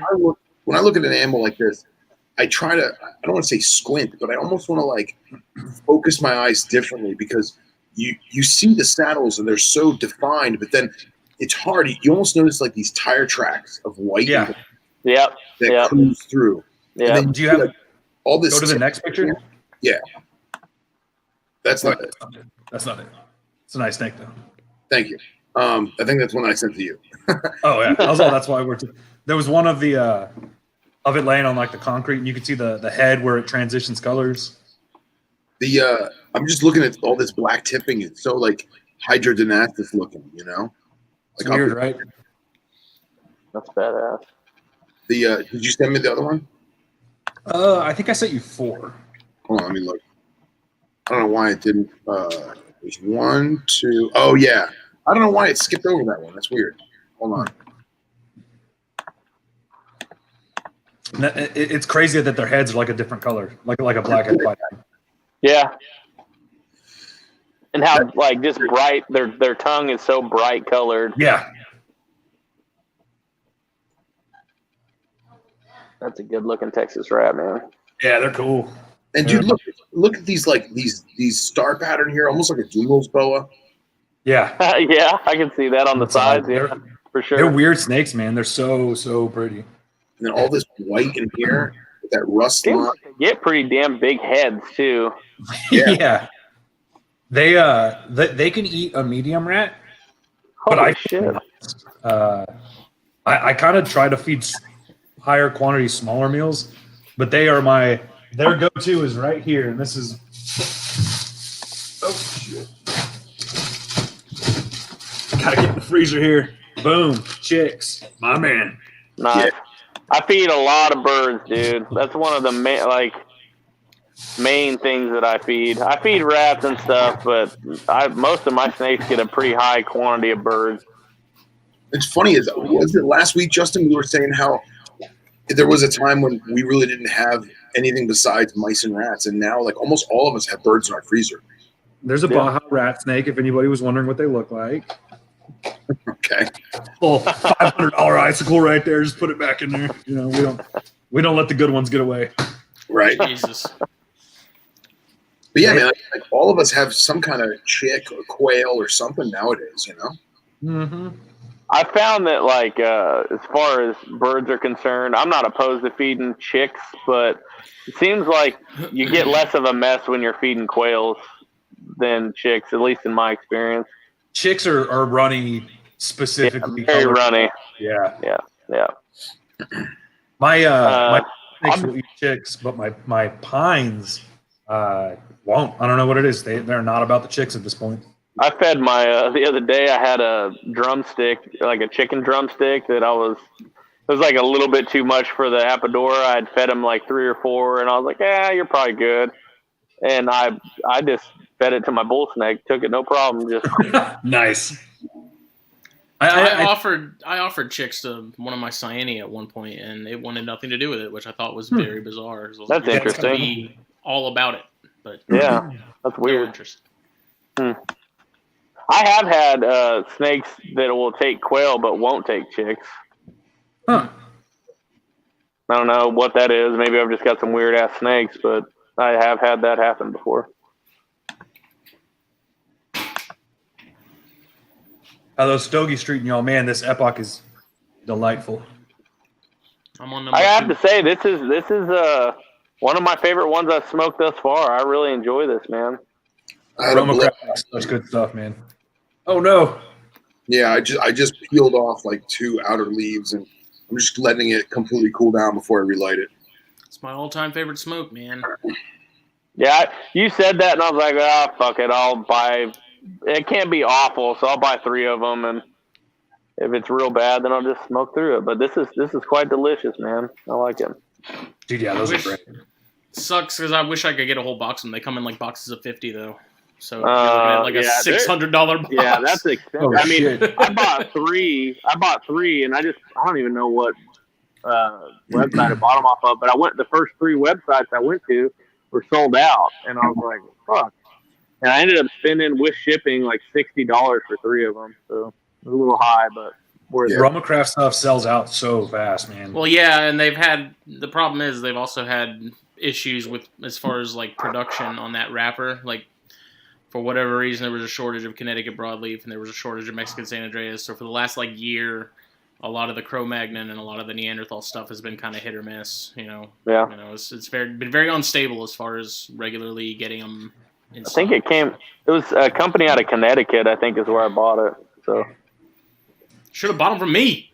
Thomas has a good idea. Thomas is saying we should do a Snakes and Stogies. You had them in stock? Did you have some in stock? Next Yeah, time that day I posted them. That was next- the first day I got them. Okay, next time I buy some, I'll buy them from you. I promise. I'll bet you they're cheaper. down for the Snakes I and bet you they Stogies would be box cheaper. Justin, did you ever figure out the thing with Hanson The what? about sending Hanson some sticks? No, not yet. Okay. I have thought about those, talking to Raj about me putting together like some little sampler packs, like exclusive for the group to buy That'd be cool. of some stuff. Jinx. It'd be fun. Those Guardian of the Farms were fucking Yeah. great. Dude, they're so good. You get any sampler packs together and throw it on Snakes and Stogies, I'll buy it. Just like, I don't know, like a 5-pack or something. See if I can work out some sort of discount on it. And That's all I really buy at a time. I don't have the cash to buy more than about 5 cigars at a time. yeah. Dude, that's how I was. And then my wife got me this beautiful little humidor for my nightstand. It's engraved. It says our name on it. And it's really, really high quality. It's one of those ones that, like, actually when you close it, you can feel it sealing. Yeah. And it No, was mine's really a- expensive. Mine's one of them cheapo wood ones with the golden hydrometer in the front of it. It does the job. yeah. But So I have I an had that, expensive and then- ass Boveda acrylic one that I never keep anything in because I cannot sit on cigars to save my life. Yeah, excuse me, it's like 8 a day, bro. Well, I started with my nightstand one, and then that filled up, and now I have those acrylic jars that you put the Boveda packs in. I have like 4 of those full. Those jars work well though. You know, it's like a regular bowl jar. Is that what you're talking? What are you talking about? Acrylic jar? Mm-hmm. so I found that the public. I gotta pee. I'll go grab one. I was gonna say the I like public they make has, I guess they're jars like you'd put like sugar or flour in, and it has a little latch so that it gasket seals onto itself. And they make like 3 or 4 different sizes. Well, there's one size that I want to say it's maybe like a 2 pint, maybe, or 3 pint, and it's perfect for like 10 or 15 Churchills with a boat pack. And like I had this. I think it was Maker's Mark. I think they got some kind of deal with somebody else and made a Maker's Mark cigar, like bourbon aged. Yeah, it's those kids. It was pretty good. It had like a lot more cherry flavor than I thought. Like it was real cherry-ish. I mean, it wasn't bad. It was real smooth, but it was a little bit too much fruitiness for me. But it had the red wax Maker's Mark on the top of it. Yep, in a glass tube. Yeah. My buddy, before, or let me phrase it, after I went to Justin's wedding, my buddy got a bunch of those. We smoked them. Those were great. And like, yeah, they were good. But I see what you're saying now. Like hindsight, like it did have that fruitiness to it. Yeah. I've made my own. It's You really like not age hard. your own? Like infuse your own. I've Yeah. done it a couple times. It's not difficult to do at all. It's actually really easy. What's the process? So I usually just get some cheap bundled sticks, like what we said. We have some that are like 4 for $10, Mm-hmm. and I've done it with coffee too, actually. Oh, But That's it. I That's take like, yeah, It's like perfect. And then you just stick the Bovita pack in there and Yep. do the thing. And what that cost? Like $4 at the grocery store, right? No, these I get the one with the little cedar on the bottom, and it comes with the Bovita pack, and I think it's $14 or $15 on Amazon. That's still Okay. cheap. Yeah, but you figure the Bovita pack's $5.99. Yeah, The cedar piece is probably $2. So I mean, it's worth it. yeah, they're cool. yeah. But I just take a Tupperware, and then I take. So we get these cedar sheets that are in between the layers of most boxes of cigars, and I take those and I break them down into like a couple strips, and I soak those in whatever alcohol I want to soak them in for at least a day. Or actually, is it the strips? Yeah. I've also done it because there's also these cedar blocks that come in most cigar boxes, like a placeholder. So if you have like an odd number of cigars, they put in that cedar block to make it look like it's a full box. Right. Soaking those, and then I'll put them in the Tupperware, but I'll make sure that they're not touching the cigars and just seal that Tupperware up for. I'll change out that block or that strip like once a week. Like I'll have multiple strips or blocks in that bag or container of liquor that I'm using. Yeah. And once those are like dried out, swap it out with a new one. Because what happens is because it's a Tupperware and that vapor, that alcohol can't go anywhere. It has nowhere to go but the cigars. Yeah. And so they sponge it up real quick. And I mean, you can do it for, as long as you want to. I find that, 2 weeks or so, you usually start getting, you can definitely tell they're infused. Okay. But I did it with the coffee beans too. I took some Maduros and buried them in coffee beans. Just some Starbucks, whatever was on sale at the store, just whole beans. Yeah. The problem with that is those beans, especially if it's like a dark roast, I put Bovita packs in there, like the big ones, the ones that are like $6, $5. Mm-hmm. And those things went like hard in like 2 weeks. I mean, the coffee beans just absolutely so dry. And humidity, yeah. But if you can stay on top of that, I mean, I literally had them buried in these coffee beans for like a month, and I mean, they were really good. Like the coffee flavor wasn't super strong, but it was definitely there. Nice. And, so I mean, aside from them just getting dry, it's super easy to do. I'm all into that kind of shit, man. I love doing like weird shit like that. I actually just yesterday, this is way off topic, but kind of in the same realm of doing your own shit. But I grow peppers and stuff throughout the year, and it's starting to get cold now. And I took my last harvest off my habanero plant and made my own hot sauce, like vinegar-based hot sauce, and bottled it all up and stuff. And it turned out really badass. It's pretty good. I raise bees and all kinds of shit, so that's right up my alley, man. That's badass. That's really badass. I think love it. Something indicative to all like herpetoculturists, where we like taking something and generating our own product, I guess. Yeah. I mean, I'll have to buy a bundle and infuse some, and then I can just send them out to anybody who wants to try them in the group. Yeah, man. Okay. Just, Cool as hell. it doesn't take much. It's super easy, Did you guys ever try any of that W.O. Weller bourbon that I told you about? No, I haven't. I'm not a big drinker. I don't drink much anymore. I mean, I was never a big drinker, but I'm even less of a drinker. If I end up coming down to the next Southeast Carpet Fest, which I know Ian Basel's like every time it's going on, he's like, "When you coming down, dude?" I'm like, "Oh, I don't." It's never a fucking good time for me, but I just need to make it. I just need to make it work, I'm kind of the same way. I want to push to make it to Daytona next year or something. Actually meet everybody, and it's always one of those that it just never is going to work out. Right. But this next year, hopefully, if the COVIDs chill out, I want to actually go and see Daytona and see all you guys. It'd be rad. Hell yeah, man. Hell yeah. And the Daytona 2021, I have a feeling like I know it that it's going to be awesome. Yeah, it's going to be big. I think people are going to be itching to get back into the groove of shows, like big Oh, yeah. shows. Oh yeah. I'm like a driver, so like I gotta drive there. Oh yeah. Hell yeah, man. I'm a driver too. That's what I'd be doing as well. Yep. I don't know what I don't mind flying. I've flown plenty of times. I don't have a problem with it. I like driving there. I like doing my own thing on my own schedule. Yeah, I mean, you're not stuck somewhere. You can do what you want when you want. You can buy what you want. You can bring what you want. You can bring a gun. You can bring snakes. You can do whatever you want. Oh, Yeah, exactly. I'd definitely be bringing a gun whenever I'm traveling that fucking far, especially with the way shit is right now. I'll tell you that. Yeah, Yep. for sure.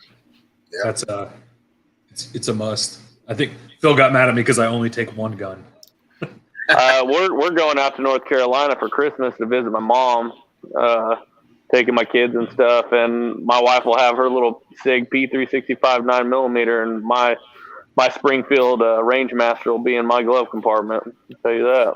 We just got my wife SIG P290. Yeah. Yeah, the 9mm. She loves it. Yeah, I love that little P365. I was looking at, I shot hers, and I was like, fuck, I kind of want to get me one of those. This is a nice little gun, dude.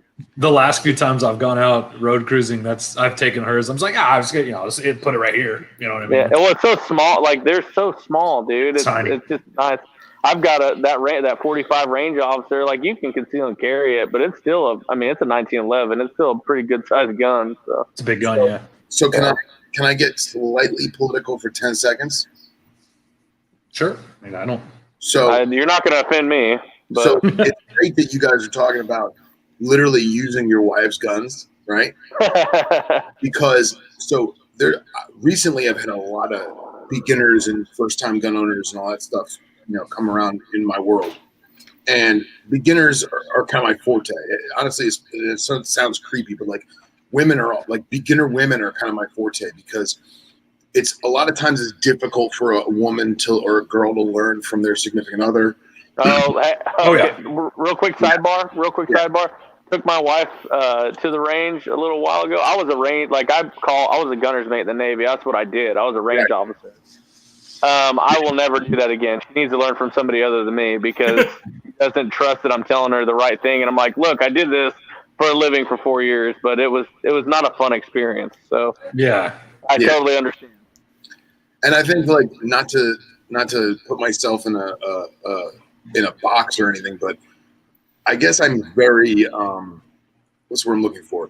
I don't come off as like the creepy guy that's like, hey, want to shoot guns? I'm not. So they can, most of the women and beginners can feel more comfortable with me. But I keep telling people recently, everyone talks about universal background checks and how everyone wants the universal background check. And it sounds great on paper, but what universal background check actually means is that the background check is not tied to the individual purchasing the gun at the time.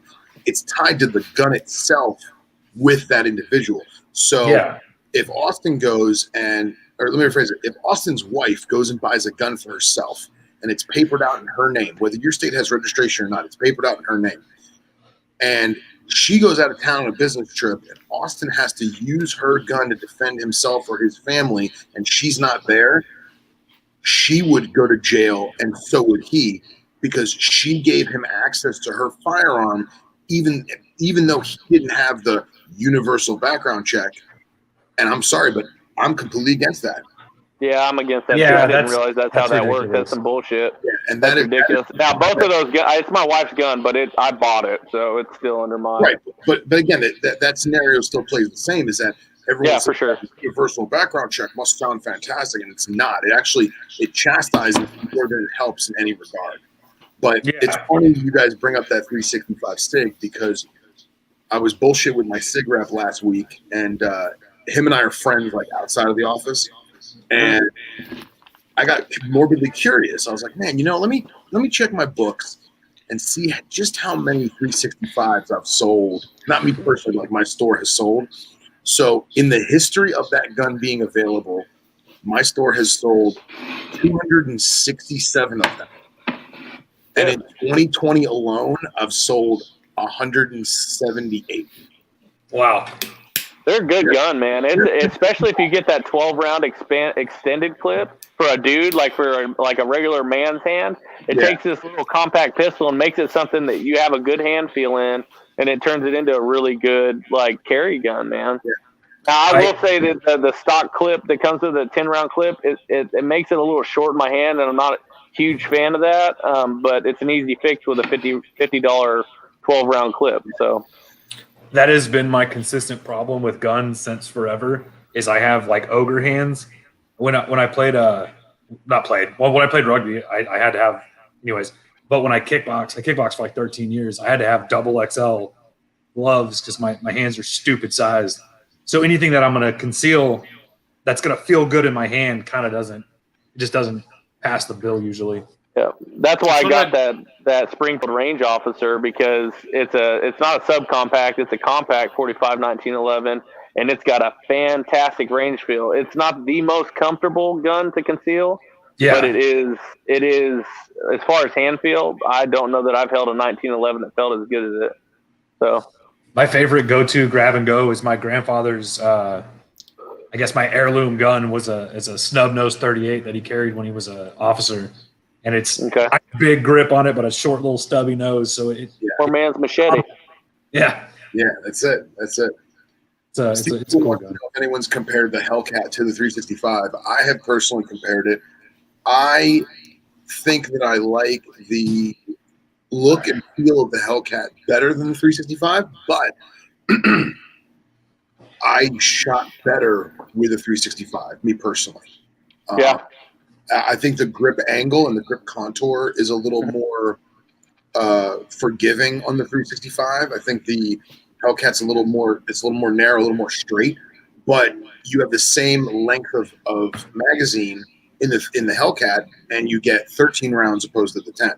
So yeah, that's why I bought that 12 round. It gives you it's a 50 round clip, or no, $50 clip for a 12 round. It's a little expensive, but it just changes the whole dynamic of the gun. I mean, it really does. And now, because you can take the actual, they call it the grip module, but the guts, the chassis that hold the guts of the pistol, that's the actual firearm. So you can remove the plastic handle and swap it out for an aftermarket one if you wanted.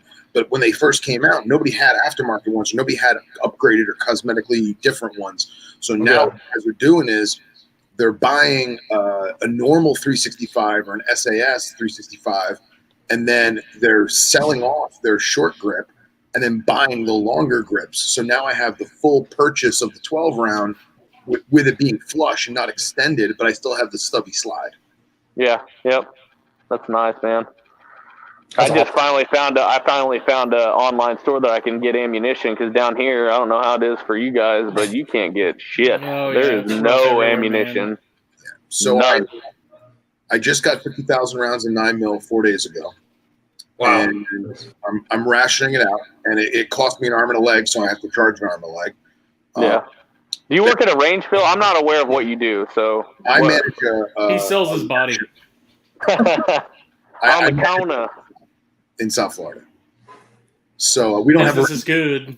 It's strictly a store. We don't have a range, but we do a lot of our forte is higher end stuff in Class 3. Okay. So that's like that. That is legitimately our forte. But 2,000 rounds, the SMD 124. So I got that. I'm rationing that out.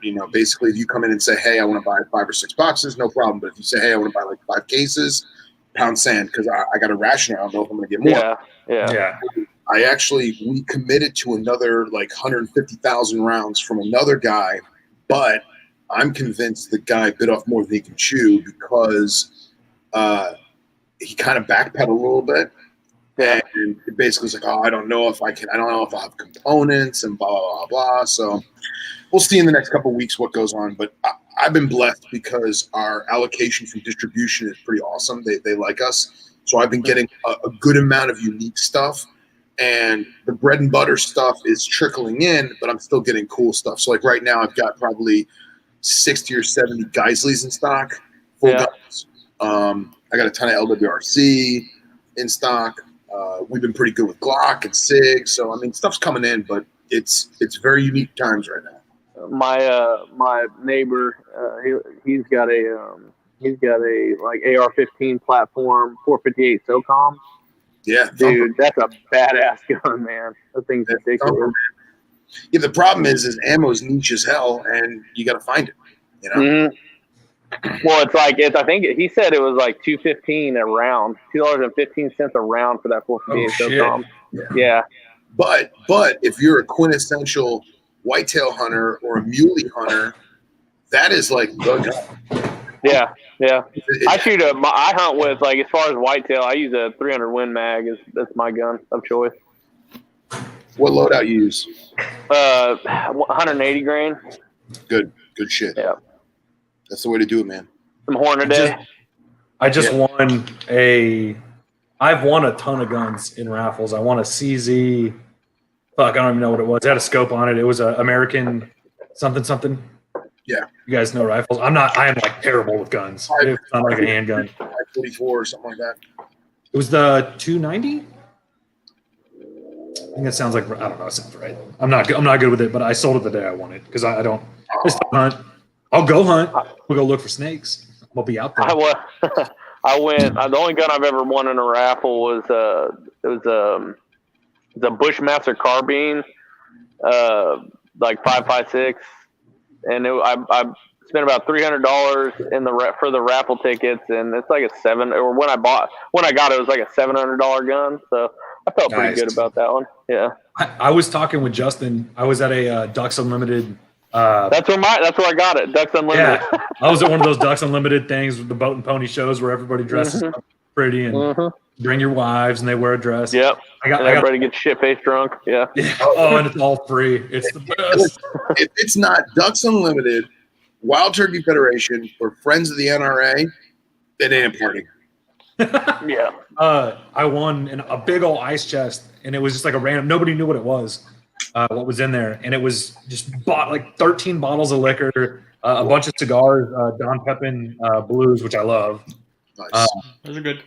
And I won the Ducks Unlimited engraved 22. And excuse me for not remembering the maker of the gun. It was a beautiful gun. I was all chrome plated, and that's cool, man. Mike Cuppin says he shoots 300 Winchester short mag. That is a phenomenal cartridge that so many people overlook. Like, especially if you want a good whitetail cartridge, that 300 Winchester short mag, that thing is awesome, man.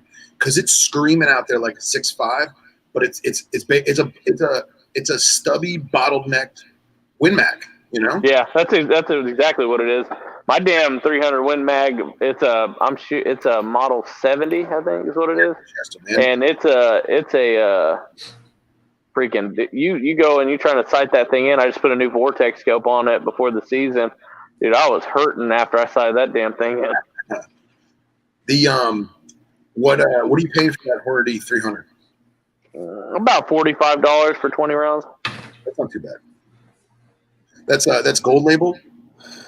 Yeah. Yeah. Man, I shoot Durand from time to time, and I got a 5.3 series Springfield, and I had a buddy who gave me a couple boxes of the purple label match from Hornady, and I was like, man, this shit was made for the Garand. Like, it's just perfect, because like I don't fire form brass or any of that shit. I just shoot. I went to go buy some. Good Lord, it is like $80 a box. Oh shit. Yeah, ammo's just high in general right now, man. I don't even think it matters what the hell it is. Everything's fucking high. I'm talking pre-COVID, man. That shit is so expensive. Ugh. Pre-COVID, it was expensive?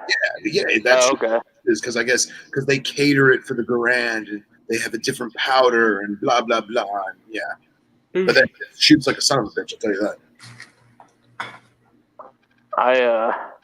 My father-in-law, he's always going to like DU banquets and all these little different hunting like raffle deals.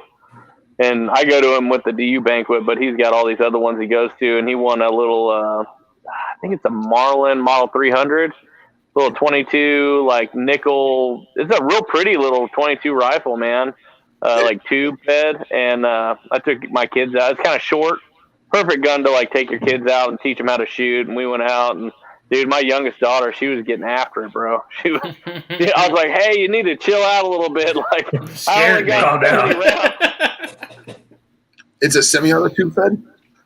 Yeah, semi-automatic tube fed. I put her down, and she's 7. And I put her down, and she's a little nervous. She shot one round. I said, "How was that?" She's like, "That's not that bad." And she's like, "Well, can I shoot again?" I was like, "Yeah, have at it." And she's like, "Clock, clock, clock, clock, clock, clock." I was like, "Okay, break yourself, fool."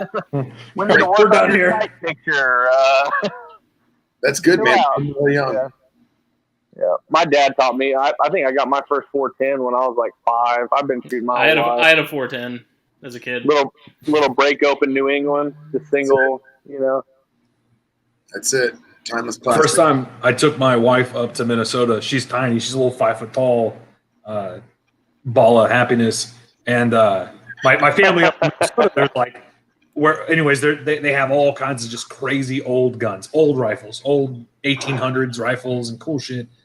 And they had some French gun that actually was taken in World War II and is inscribed when it was commandeered with whatever army took it. Really cool, badass rifle, shoots big bullets. And I wish I knew more about it so I could tell you what it was.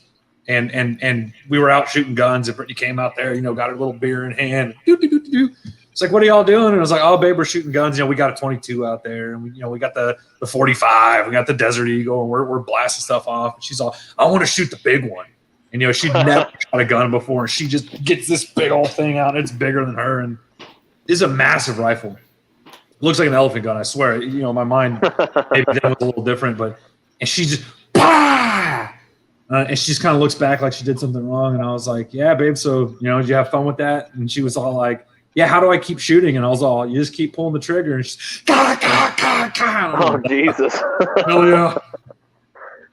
Yeah, my oldest daughter, she wasn't having too much fun with the long arms. I have a little Mark III Ruger 22 target pistol, and I took her up a little close to the target. She was real apprehensive. My oldest daughter doesn't like feeling uncomfortable about stuff, so I kind of was trying to ease her into it a little bit, and she ended up getting some confidence, and she was shooting that one pretty well. And then, before we leave, I had my AR, that little Bushmaster. I was going to take it up with me to the deer lease. That's what I ended up shooting that pig with this last weekend. Nice. And so I just want to kind of make sure the scope was still on and all that. So I'd throw a couple rounds down range. And I said, "Penelope, you want to shoot a big rifle?" She said, "Yeah."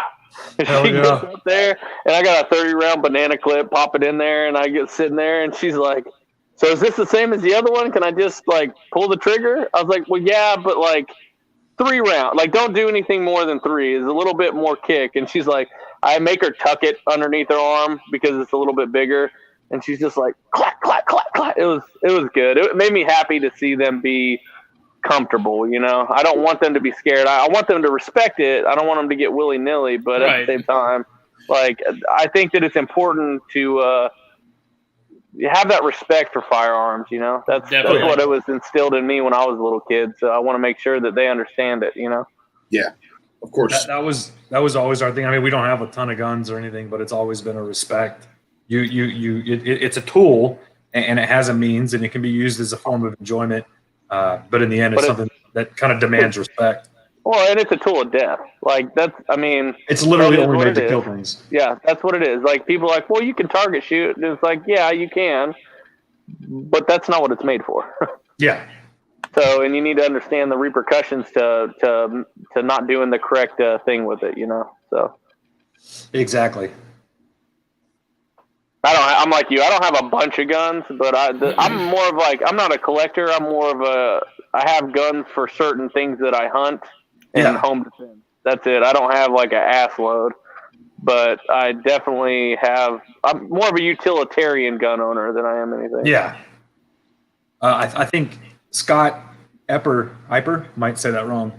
Actually commented. He said that's nuts that no one takes guns anywhere here in Oz, and I don't carry a gun in my car, or especially when we go snake hunting and we go out to McMullen and we're not terribly far from the border, not far from the border where I'm at.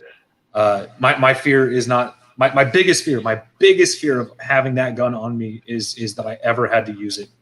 That is, nobody wants to use it. It's the scariest thought in my mind. Yeah, but you'd rather have it and not need it, than to not have it and need it. And that's it, man. Just being the fact that we're so close to the border, and the fact that everybody Oh, that wants to have a problem, they've got a gun too. You know, yeah. Texas is definitely like a very well armed state, and that's why you don't see a whole hell of a lot of road rage and shit. I mean, we got that courtesy honk down, man. Yeah. You go ahead. Hey, you don't have to go, but go. Yeah, that's Texas is definitely, from the states I've been in, very different. That's why Texas is a state. Where are you from originally? Born and raised in Corpus. Corpus, okay. Spent a little time in Austin.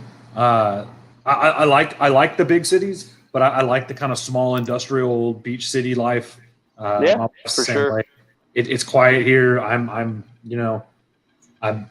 like 3 minutes from the beach. If I want to go to the National Seashore, maybe 5 minutes. I don't know. I can walk to the Oso from my house. You got a boat? I don't. I actually, that is not true. I have a sailboat. I have a little sunfish sailboat. Okay. Yeah, I think if I lived down there, I'd have to have me like a nice 22-foot long center console, do some intercoastal fishing and shit. See, if I fished, I would have it. I would love to get a bigger sailboat. I'd like to have something in the 20-foot range. Just take my family out on the bay. I think there's like boat docks compared to my house. There's like 18 within 5 miles or some shit like that. Oh, is that a 240 Bravo? What is that? That's a M60E6. Okay. Yeah, my favorite gun that I worked with and shot in the Navy was a 240 Bravo, man. That's 7.62. Whoo! I love that damn gun. It's a nasty round, man. That's a big round. Muwat. That was actually the picture I was trying to get. I love this picture. I don't know why, but I took that picture on my bed, and like I played the song in the background. It was just a good afternoon. Hell yeah, dude! That's a badass picture. I feel it. Yeah. So cigar was kind of underwhelming, but it's a very underwhelming cigar. Very underwhelming. What kind of I don't hate those. What is that? My Uzi weighs a ton from Drew State. Weighs a ton. I like the little Kentucky Fried. Is that what they're called? Kentucky Fire Cured, yeah. Kentucky Fire Cured, the little tiny ones. They make it's 3.5 inches long or so, and maybe a 40 ring gauge. They're pretty tasty.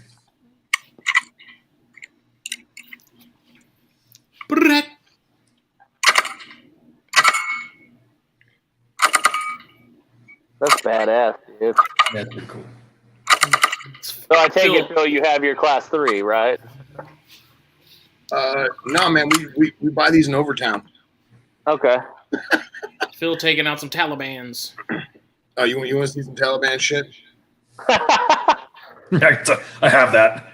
My uncle-in-law, he had a legitimate old school Tommy gun with the big fucking the I don't even know what the drum. I don't know what the capacity is on it. And I made the mistake of, we went to the range, and it just so happened it was the same day that Sandy Hook went down. Oh, jeez. And I'm like shooting at the range, and I posted a video of me like getting after it with this fully automatic Tommy gun. And my grandma was like, "Are you kidding me? What are you doing posting that video today?" I'd been out of I didn't even understand. I didn't know what was going on. I was just having a good time, and I got chastised pretty good for that one, but it was still a fun time, you know.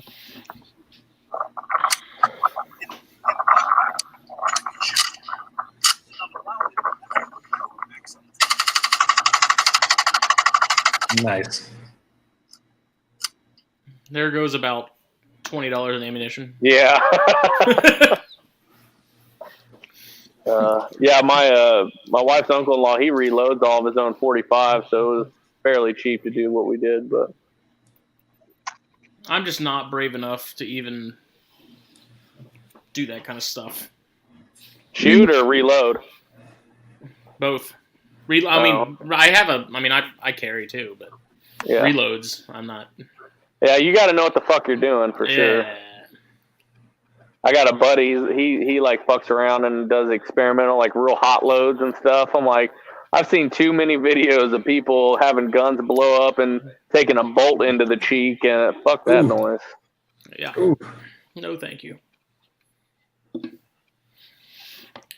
It's like that one where that dude's shooting that bear at 50 cal, and he shoots it, and it goes and knocks his Mickey Mouse ears off his head.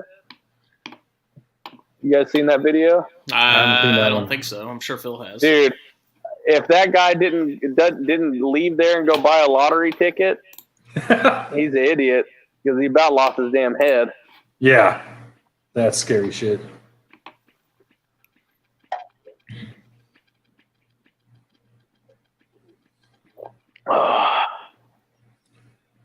So yeah, I think we're back on the we need to plan a Texas trip. Yes. Subox. I mean- Bear Trats. Bear Trats. Keep me in the loop. This is very Texas, but I don't know how loud this is going to be, so forgive me if this is a very loud video. Hold on.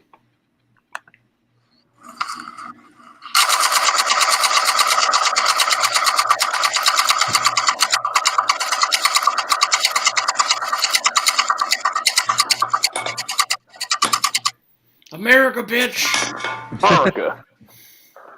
That was what you just watched was exactly $199 worth of ammo.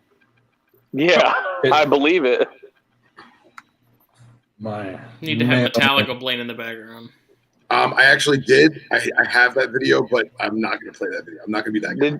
Did you guys see that video? My buddy sent it to me. He lives up in Colorado, and it was I can't remember which Metallica song it was. It starts off with him playing the drums, and then he starts shooting the gun to the beat of Metallica. It was really badass, dude. Well, they have like they have those. It's a particular type of steel that they tune to the actual note, and then they engrave the letter of the note on it. You know, like Oh, really? yeah. I didn't even know that's what that was. Yeah, and usually you do with 22s because it's easy, but and then the 22s they're on like a flipper, so like they just like dangle, you know, and Yeah. and that's how they do like those Christmas Carol ones, you know, ding ding ding ding ding ding ding ding, like they do that stuff. And that's because This was an automatic rifle. I don't know what it was, but it was dun dun dun dun.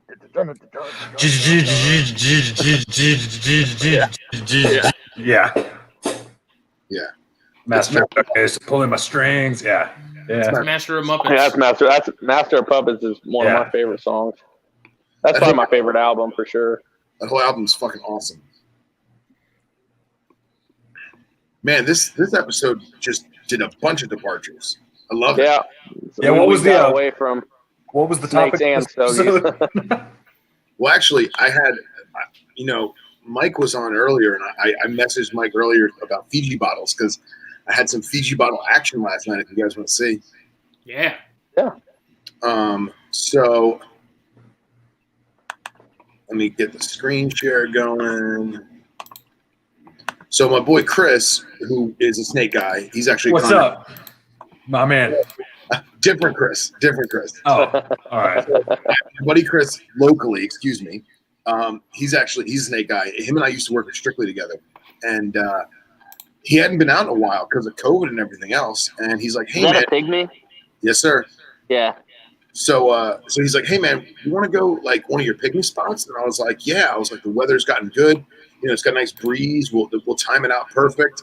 And we wound up finding 3 of the best looking pigs I've ever seen. That's the one I want to keep. Ooh. Damn, dude. And like, Was that a female? Yeah, I'm pretty sure it's a girl. And dude, like, the picture doesn't do it justice. Like, I mean, that's pretty hot, dude. That's nice. That's a real pretty snake. Yeah. Holy shit. and then here's this is it in the bottle, just so people can see that it is safe. I am very safe.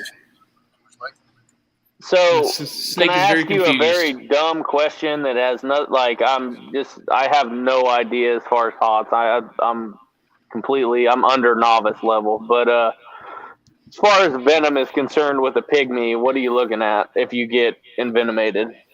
Well, I mean, honestly, it depends on you. It depends on how big you are, body mass, you know, fat content, all that stuff. But at the same time, it depends on how much you got in you, you know, because like a little baby neonate you may just lose the tip of your finger, or you may have nothing happen at all. No, or that's all. Okay. you could So have it's mainly like necrosis. It's mainly necrosis, yeah. Okay. People have died from pygmy bites, most definitely. Okay. Most of those are attributed to anaphylactic stuff. Yeah.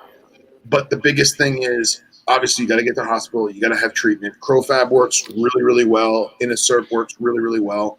So the antivenoms are there. But the worst part is the tissue damage. So you're going to have the necrosis. A lot of people get blood infections because nerve damage too because of the necrosis. Yeah, exactly. Yeah. So like nerves grow back, but they're never the same. Let me see if I can actually zoom in on this guy. I almost cut the end of my finger off about a year ago, and it's all healed up now. But I can't feel shit at the whole end of my right index finger, and it's been a year. They're like, it may come back, it may not, and I'm on the side of I don't think it's going to come back. So the wildlife preservation that I can walk to from my house, where I find all the atrox, is where Jake got bit. Okay. Really? That is literally exactly where he got bit by I'm an sorry. atrox. Anytime I hear that story, I just Atrox. laugh. Yeah. You jackass. But yeah, man, we got out to the dirt road, and sure as shit, I didn't think we were really going to see anything, to be honest. It was still breezy, and the temperature difference between the urban areas and the glades. We were actually in the sugarcane fields, and because people don't know this, but Florida is one of the leading producers of sugar in the world, and almost all of the agriculture south of Lake Okeechobee, if it's not sod, it's sugarcane. And what the cane farmers have learned is, I don't know if it's nitrate or nitrite, but essentially the cane sucks out all the nutrients. And what they do is when they harvest the cane, they chop it and then they burn the field. And they call it a muck fire. And what it does is the flame burns off the vegetation, and then that heat pulls the nutrient-rich soil that's underneath the roots and that muck and brings it to the surface. So they can redo it the next round. Yeah. So they found out that if they alternate every other crop with sod, nutrients that the cane takes out, the sod puts back in. Yeah. So now they're doubling their money or tripling their money because now they have both. They're sod and they're selling sod and they're freaking. Makes a lot of sense. And it's Florida, so it grows. How far away do you live from like Boca and Boynton Beach and stuff? I live in Boca. Okay, I've got next time I come to Florida, which I usually go about every 2 years. I'm gonna have to hit you up because my sister-in-law, my wife's sister, lives down in Boynton Beach. So okay, yeah. So those pygmies we caught last night were in the cane fields in extreme West Palm Beach County. Okay. So I was exactly where you just saw that picture. That's approximately like 85 miles west of West Palm Beach proper. I gotcha. Yeah, we went peacock bass fishing out in Jupiter, which is badass. All in the intercoastal and stuff. It's beautiful down there. You guys got to go down to Weston. It's an inner town or inner city, and away from the coast, more towards the glade side. And the peacocks in Weston, boy, they don't fight, dude. They fucking fight. Oh yeah, great fish, great fish. I told Mike he's got to get down and go for peacocks in some of the canals and stuff. It's badass. But yeah, man, we found what you need to do is get me some of them Everglades rat snakes you got there. Dude, all right, so look, I started this crusade this year. I got probably 5,000 miles in the car just looking for glades rats, and I've got nothing. Nothing. Why look for them when you just go buy them? I'm completely ignorant to as far as what like they look like phenotypically. What does Everglades rat look like? Can you guys show me? It's a lightly patterned. I mean, Chris, you gonna go grab one? Orange yellow rat. I'm not gonna grab it, but I'll send it's an orange yellow rat. Okay, I know what a yellow rat looks like, so I got you. It's picture slightly reduced pattern. Like the opacity on the pattern is a little lighter. The ones I'm looking for, they're almost pink. They're not so much orange as they are pink. But the one I just sent to Phil is a Hendry County animal, an F1. Yeah. So like even still, this is a very light one, and this is definitely going to get darker.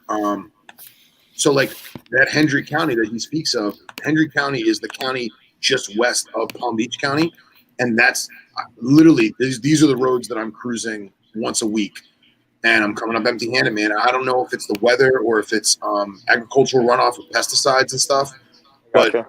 only You don't find as many rat snakes as you would with ag land. I know.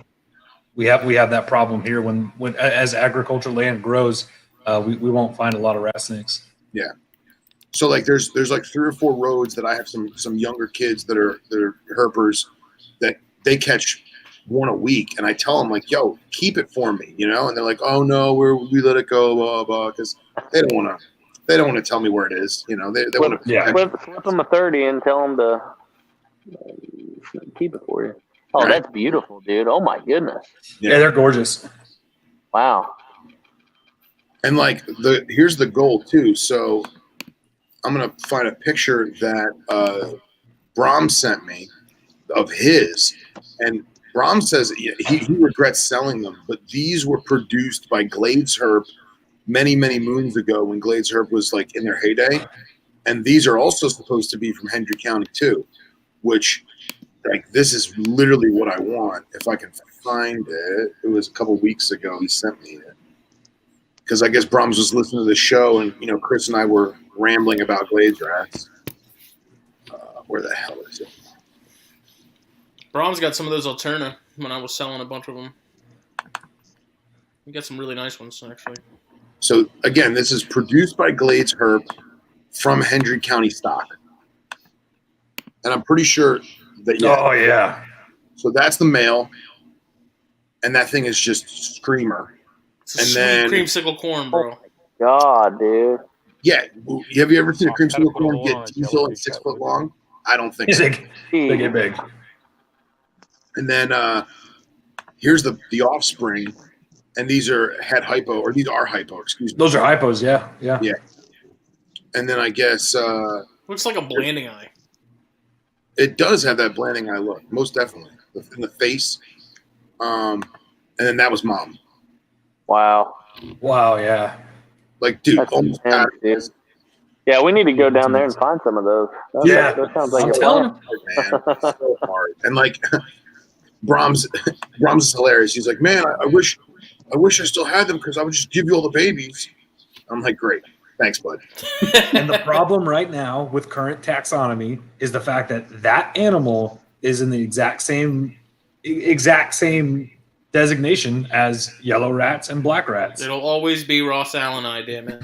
Yeah, it should always be Ross Allen. But here's the thing, though. On DNA, on microbial DNA, is it a different animal or no? Mitochondrial DNA is fucking shit anyway. Mitochondrial DNA. See, this is where people go wrong with fucking genetics. Mitochondrial DNA only looks at the female side of things. It's maternal, as opposed to nuclear DNA, which is paternal, looking at both the males and the females. So basically, anything that's mitochondrial DNA, it's good as an indicator. But how many times do you guys get a fucking pizza and both sides of the pizza look identical? Yeah. All right, it's a very rough and ready way of explaining it, but it's actually a really good way to explain it to a lot of herpos, because they go, oh, mitochondrial DNA. Well, fuck, if your pizza looks identical on both sides, on both halves, then maybe you can make inferences from it. But how many times do you look at your plate of food? You get your dinner from the missus, you look at your plate and it's got meat on one side, veg on the other. What side of the plate do you want to eat? You know what I mean? It's not the same every time. It sometimes can give you an indicator depending on where that division is, but it's not always the way. So as people look at the genetics and they redo the genetics, they get all sorts of different things. And then the other thing is, the other problem is too, is you get people that are geneticists and all they want to look at do a phylogeny and split up the different taxons. They don't ever look at the morphology. They're not interested in the morphology. That just confuses the issue. And so then you get people that are splitting things based on genetics only. And then they try and make the morphology fit the genetics, and it doesn't fucking work either. So, Ladies and gentlemen, Mr. Scott Eifert. Yeah, Australian Nipper coming in Fucking clutch. love it, bro. I love it. Welcome to the show, Scott. I'm glad you're here, bro. yeah, well, that's all right. We had a double clutch morning this morning, so that's always good. So it's a good start. But did you guys listen to that? What's that fucking podcast? the Reptile Gumbo podcast this week. I haven't listened to it this week I did yet. this week. You haven't listened to it yet? No. Right. So, Barcheck, they sort of gave a bit of a comment in regards to Barcheck not being able to get into reptile gardens. Did you guys hear about that? No. No. Oh, fuck, it was brilliant. Terry Phillip has got such more integrity. And so, I respected the bloke well and truly before this, and I got a hell of a lot of time for him. But he turned around and basically said to Barcheck, no, you're not getting in for free. If you want to come in, you can pay like everybody else, but I'm not going to support your clickbait rubbish. Good on him. And so, Yeah. well, you got to fucking look at it and go, who do you want representing your hobby? I understand that Barcheck has got a massive following, and maybe I'm stepping on some toes in here, and maybe you guys are mates with him. I don't think people like that do any good for our hobby. The clickbaity bullshit is not what I want to represent me in the hobby. I don't think there's a problem having people that are Normal? In it for money and all the rest of it. That's fine. Yeah, I'm okay with that. But at the same time, dude, like, fuck, where's his Yeah, integrity, that one's it's tough Um, because, like, on one hand, yeah, that massive they probably introduced a lot of people to the hobby, but at the same time, it's like I feel like you can also do that without all the over the top sort of antics. Oh, for sure. You totally can. I like back in the 2010 or whatever, whenever I first started getting into this stuff, I'm not gonna lie, I watched a lot of his videos, but it's gone like so far to the side of like you said, people you don't want representing you, or me. I don't want him being the definition of the stuff that I love and like I cherish this stuff. This is part of like who I am. And that's I've met Barcheck, right? So it's not like I've never met the bloke, and he was a bit of a different animal off camera to what he was on. Jesus, like, I see there's a lot of other people out there that do a bit of, they ham it up for the camera a bit, and there's a little bit of clickbaity type stuff going on, but they have a hell of a lot more integrity than that sort of stuff, And then the selling animals that are covered in mite and having way too many animals for you to look after properly, it doesn't look good. It gives reptile keepers as a group or as a whole, the PETAs out there and the humane societies, all they want are the Barchecks, because as soon as the Barchecks are out there, they just give them an absolute justification to go, look at this, look at the way these animals are being kept. They're being kept in like filing cabinet type systems. You know what I mean? Like, it's just not good. And they don't understand. They don't care why. They don't care why it's not right. They just say it's not right.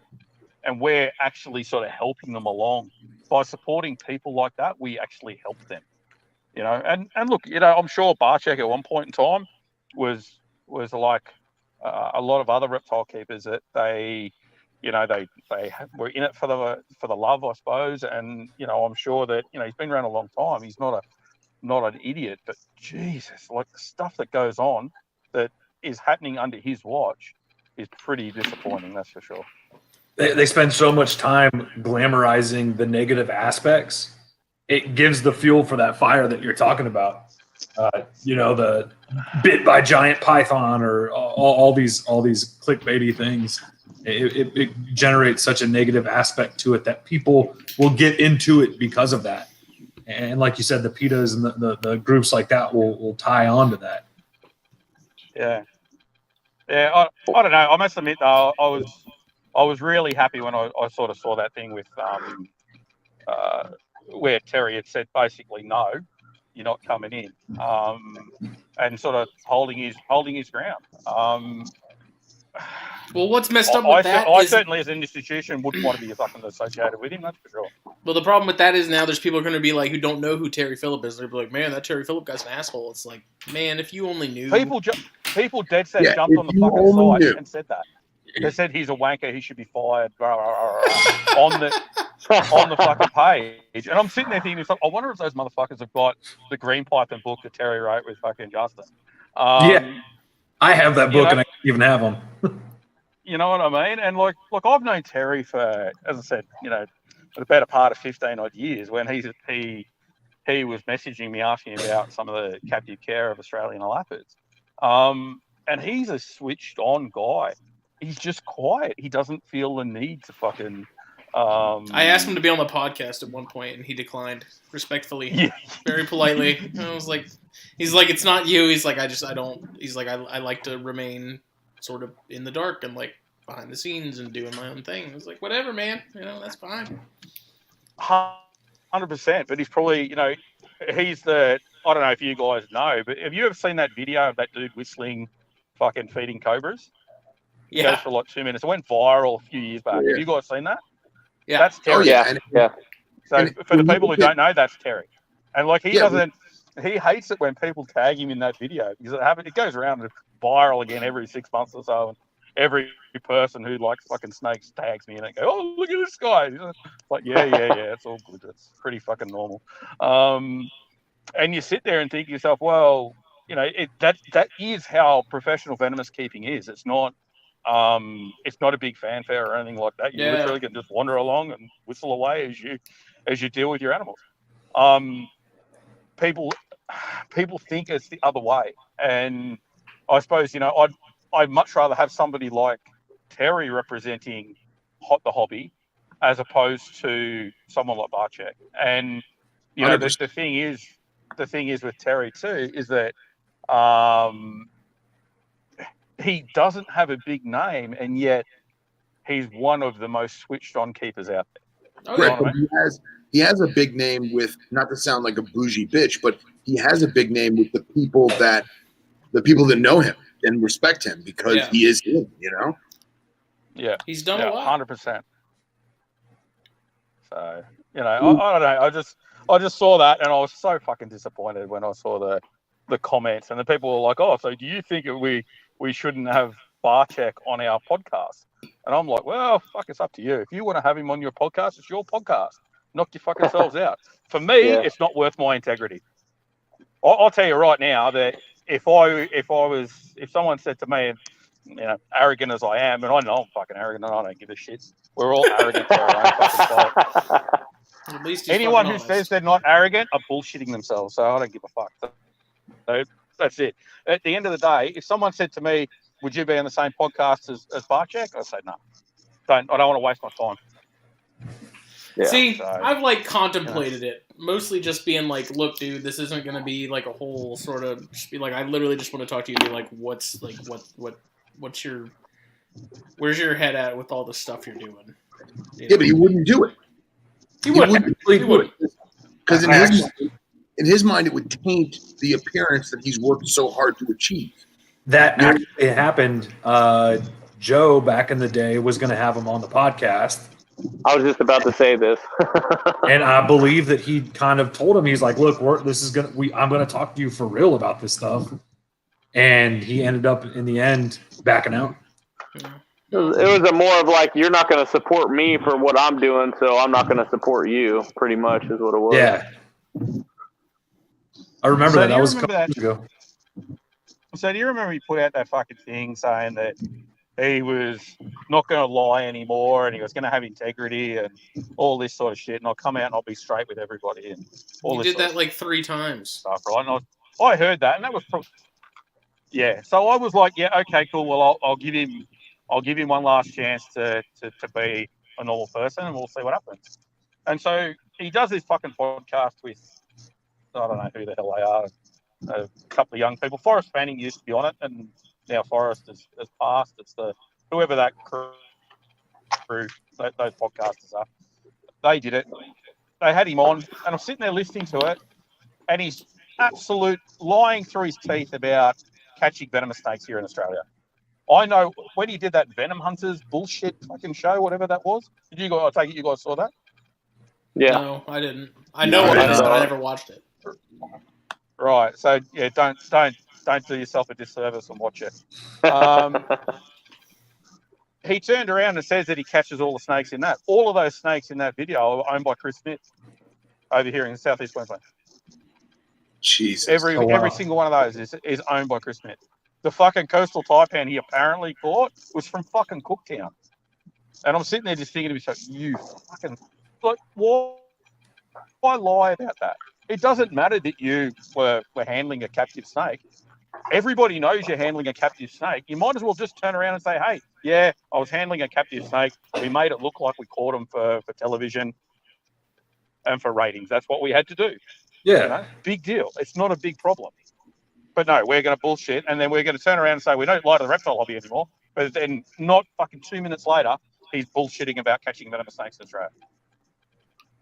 And you sit there and go, well, dude, you got no fucking integrity. You know, and realistically, and I'm not the only one who thinks it, he's a fucking joke. He's a bad joke. You know, and look, this, you know, one of his friends will probably fucking send him this, and he'll have a big bitch and a whinge and all the rest of it. Good on him. I don't really fucking care. So, anyway, I got to remember I'm being recorded when I'm saying this shit. Oh, well, fuck, too late now. Yeah, but I think there's I don't know. We've shared sentiment. We've talked about it, and it's, you know, it's one of those things where it's like, I don't know. There's no real in between with him. It's like people either love him or people don't, you know. So I don't know. I'm kind of at the point where I'm sort of ambivalent. You know, he's going to do stupid stuff regardless of if I agree with it or not. So he's certainly not the last, but he's not the first person, and he certainly won't be the last person to do stupid shit in our reptile lobby. That's for sure. So, you know, there's plenty of people out there that you sit there and just sort of shake your head at. So, you know.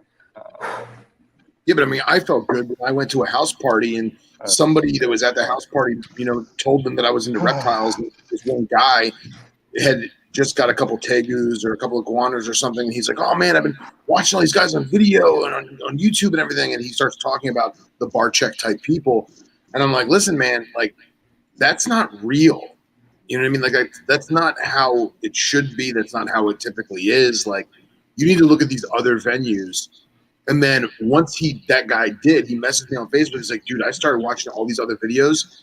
And what the hell was I thinking? It's not that he actually liked those types. It's that he didn't know any better because he was new. Yeah. That's the first thing I understand. new in the hobby. And look, you know,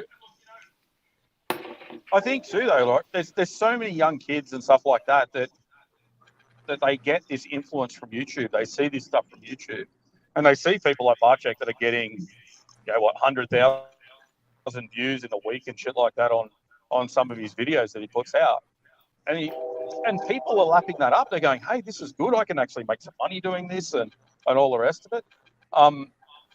And for the most part, it probably doesn't hurt that much. But every now and then, sometimes there's things in there that are just out and out lies and out and out bullshit, and that's the part that really hurts. You know, he puts out more content than any of us will ever put out at the end of the day. I suppose. Oh yeah. At the same time, because he's always putting stuff out, there's always people out there that can ridicule him on the information he puts out. But at the same time, if you're putting out that information, you have a responsibility to be accurate in that information that you disseminate. It's just, you know, someone writes a book or they write a paper or something like that. It's their position, it's their requirement to make sure that stuff's been peer reviewed. All right, because at the end of the day, you want it to be peer reviewed because you'd rather somebody read over the stuff that you're putting out before you put it out to the masses to make sure that stuff is correct. You know, I don't know. It's all those. There's all those sorts of responsibilities out there. You know, I'm sure that your magazine, Justin, is not just read by the article people that write it. I'm sure that you send out the articles to other people to verify the information that's put in the articles that are going out. Yeah.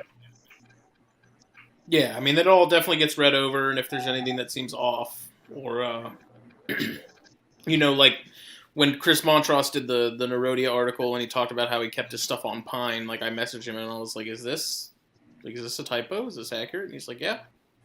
And I double checked with him because I was, always told avoid pine pretty much at all costs. And We all were. yeah, for sure. so Yeah, and I suppose that's the thing. You want the publication to have credibility, and so you do those checks. That's the whole reason for doing those checks. And so, am I hearing a fucking train go by or something in the background? yeah, it's Austin. I just yeah, that's good. I'm enjoying that. That's something different. But look, I don't know. It is what it is. And it's one of those things where like you can't really put out, when it comes to videos and YouTube and stuff like that, like you can't put out these things, and even the podcast. My stuff is no exclusion. Like you put these things out, you're gonna get criticized one way or the other. You can't throw it all out there and expect people to not, make jabs or even if whether they're warranted or not. Yeah, they have to bitch about something. My whole thing is that a guy in his 30s or 40s who's getting into reptiles, and because he always wanted to, and now he is, and he starts to watch BB's videos, and he thinks of one thing, and then as he matures as a hobbyist, he learns that that's not right, and there's more to it than that, or better venues than that. But then you get a guy like that Coyote Peterson guy, where I have, my friend's wife is texting me saying, hey, my son's obsessed with Coyote Peterson, and now he's going in the backyard and he's getting stung by things on purpose because that's what he sees on YouTube. He wants that shit is so dangerous. Right. He wants to buy a pet scorpion, and she doesn't know if it's because he has a fascination with bugs or if it's because he wants to get stung by a scorpion and tell his friends about it. So she actually sent me a link to, I don't know if it was Triple L Reptile or Underground or one of the big online companies for like Heterometrus. And I'm like, yeah, it's not lethal to a normal person, but you have no idea if your child's allergic to it. And you know damn well that he's going to let it sting him. So that's a no-no. We need to reverse that psychology. Yeah. And that's a problem that I'm seeing. And I don't like that. I don't know if there's anyone else on the call here who's been bitten by shit, but I'll give you the tip. Getting nailed by venomous snakes is no fucking fun. Well put. It is not a shocker. Not a fun activity. No, and I'm sorry, but that isn't it? Well put by, and I'm gonna fluff his cock a little bit here. Well put by one of the leading experts in the world on venomous reptiles. Well put. It sucks. It sucks so bad. And like I've got permanent nerve damage in my right arm from a venomous bite that I got when I was a 16-year-old kid back in '96. Were you watching Coyote Peterson videos when you got bit? No, mate, that was before YouTube. That was like what, like 1955? Yeah, no, I looked like a stroke the other day. No, it was 1996. We used to use light bulbs to heat the enclosures, just like regular incandescent light bulbs. And so what I had heaps of were light blow boxes because the globes would always fucking blow. So I used to use the boxes inside the enclosures as a temporary hide because a lap would shit all over everything. And so I had this about a year-old spotted black snake. I had it inside. I looked inside the enclosure. It had curled up inside the hide, inside the light bulb box. And you know how on the back of the light bulb box they folded, the fold wasn't perfect most of the time, and it sort of hang open a little bit.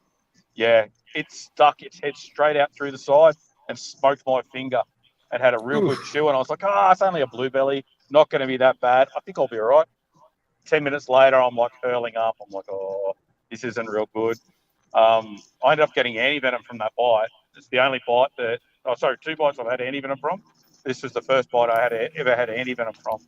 And I've got permanent nerve damage on the right-hand side of my right hand, all the way up to my elbow. I've had second-degree burns on that hand because I burnt it without even realising it was on fucking fire. Jesus. I lost my sense of smell for 3 years and my sense of taste for 3 years after that bite. I was just about to ask you. And this is for... What's that? No, I was just about to ask you if you lost sense of smell or taste from the Sudeikis bite. Yeah, it was from that Sudeikis bite. Yeah. Wow. So, kind of sucked ass, I can tell you that. Everything tasted like fucking cardboard. But yeah, look, it is what it is. I mean, I was the dickhead that put my hand inside the enclosure without actually removing the snake. I mean, I was cleaning out the enclosure, and because the snake was inside the box, I was like, oh, I'll just lift the box out. So I lifted out the box, but my finger hung down the side, and it looked like a mouse. And that was it. It decided to have a bit of a taste. And you know, these things are what they are. You know, and the pain. Like I don't know if people want to experience the pain. You said you got that friend that wanted to know what it feels like. They want to know what it feels like to get bitten by something like that. Get a hammer and hit your hand with a hammer as hard as you can, and then every 10 seconds, smash your hand again. Oof. And that's what it's like. You get like these. Crazy. I don't know if it's the same with viper bites, but it's exact. You get these huge masses of and waves of pain that almost make you want to throw up. They're that bad, right? Yeah. And depending on the species, sometimes they don't want to give you pain relief. Now, I don't know if that's because the doctors are being assholes because you've been bitten by a venomous snake. I think more likely it's the case that they don't want to add anything that might suppress your nervous system. Yeah. And so I didn't get any painkillers from it. Jake was on morphine with his Atrox bite, and he said that really didn't even help. Yeah. There was nothing that they gave me. They didn't give me any painkillers, and it fucking sucked. It sucked so bad. At the same time too, they turned around and they say to me, they go, "Oh, we wouldn't mind testing out our venom detection kit test because we don't get too many bites from spotted blacks." And I said, "Yeah, knock yourselves out." And they're like, "Oh, well, we need to take we need a piss sample." I'm like, "Okay, cool. Well, I'm hooked up to a drip. You're going to get a piss sample pretty quick." And they're like, No, we want it now. And then these two big fucking orderlies come in and hold me down. And then this nurse, I'll never forget the look in her eye. And I was in and out of consciousness due to the envenomation. I was in a pretty bad way. I will never forget the glint in that nurse's eye as she came in with the tube and said, "Yeah, we're taking a piss sample right now." And I'll give you the tip. I'm not hung like a donkey, all right? Those tubes are very, very big, and it doesn't matter how big you think you are. God. You're not big enough for those tubes. That's fucked up. Damn. Catheters are no fun. I've had one so myself. Bad. It's not a good time. Yeah, but usually they give you pain relief and numbing. They give you pain relief and numbing. Try get it with no pain relief and no numbing. It sucks. I was in a motorcycle accident, lost the bottom half of my leg. They weren't giving me any pain, anything. It was straight up full blown right in there, no pain relief or nothing. So I understand. I know what you're. It was a 1, 2, 3. Yeah. Here we go. Yeah, well, it sounds like you've suffered more than me. I don't know. I think being envenomated sucks pretty bad. I mean, mine's a little bit more permanent. I don't know about nerve damage, but I just lost like the bottom part of my leg. It wasn't anything too crazy, but damn. Just the bottom part of your leg. Yeah, no worries, mate. Sounds good to me. Fuck. I got my wisdom teeth taken out once. Hey man, if you're gonna lose your leg, like if you're gonna lose a foot or a hand, I'll pick a foot any day. Let me tell you that. Yeah, that's of all the non-essential sort of limbs, you know. Yeah.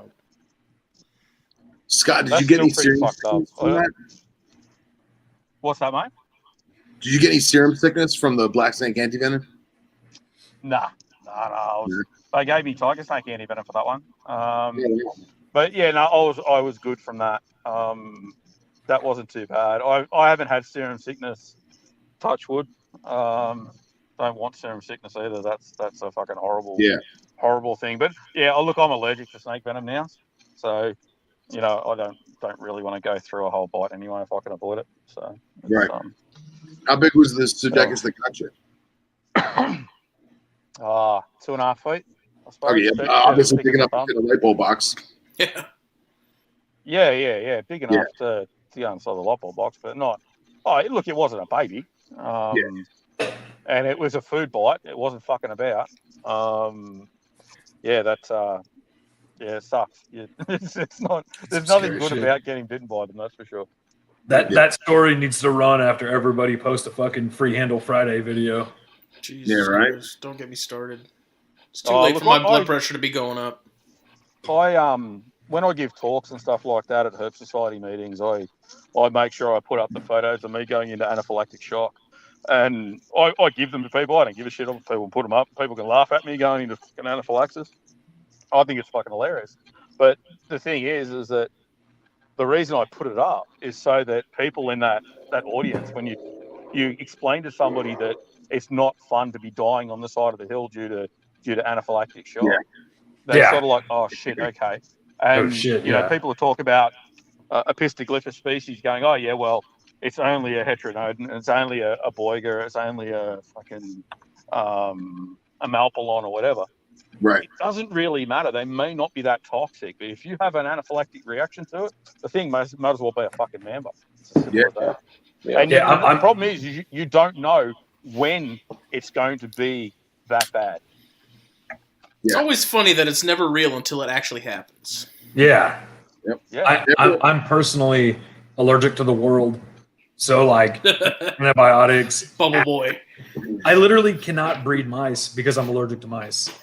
I'm allergic to, like, stone fruits and stuff. Like, if I eat a plum, I'll go into anaphylaxis. Oh, shit. I can't eat apples or peaches or any of that shit. Oh, crap. So anything that has that in it, you can't have. Anything that's in that stone fruit family will fuck my world up. So the thing is too is that if you're allergic to other stuff, they've shown that you're a higher chance of becoming allergic to other things down the track. And the thing is the other thing is the other school of thought as well, and it's not proven yet, and it's a very hard thing to prove, but it appears that a lot of the people that develop allergies to snakes are people like keepers, because what happens is the shit dries out in the enclosure. Mm-hmm. You clean out the urates. As you clean out the urates, you breathe those urates in. Yeah, particleizes. It is in micro doses, but those urates do then cause, or they're thinking is one of the things that's causing that anaphylaxis. So you may not ever be bitten by a cyanea or a malpolon or whatever. And then one day you happen to get a tag from it, and then next thing you know, you're going into anaphylactic shock without even realizing it. Yeah. In my opinion, as little as that is, if somebody wants to keep any venomous snake, they should have some decent antihistamines on hand. Yeah. On site, first thing. Have them sitting there, because if you've got something that is a strong antihistamine. I'm not talking like a Demazin type thing. I'm not talking about that low dose or a Phenergan.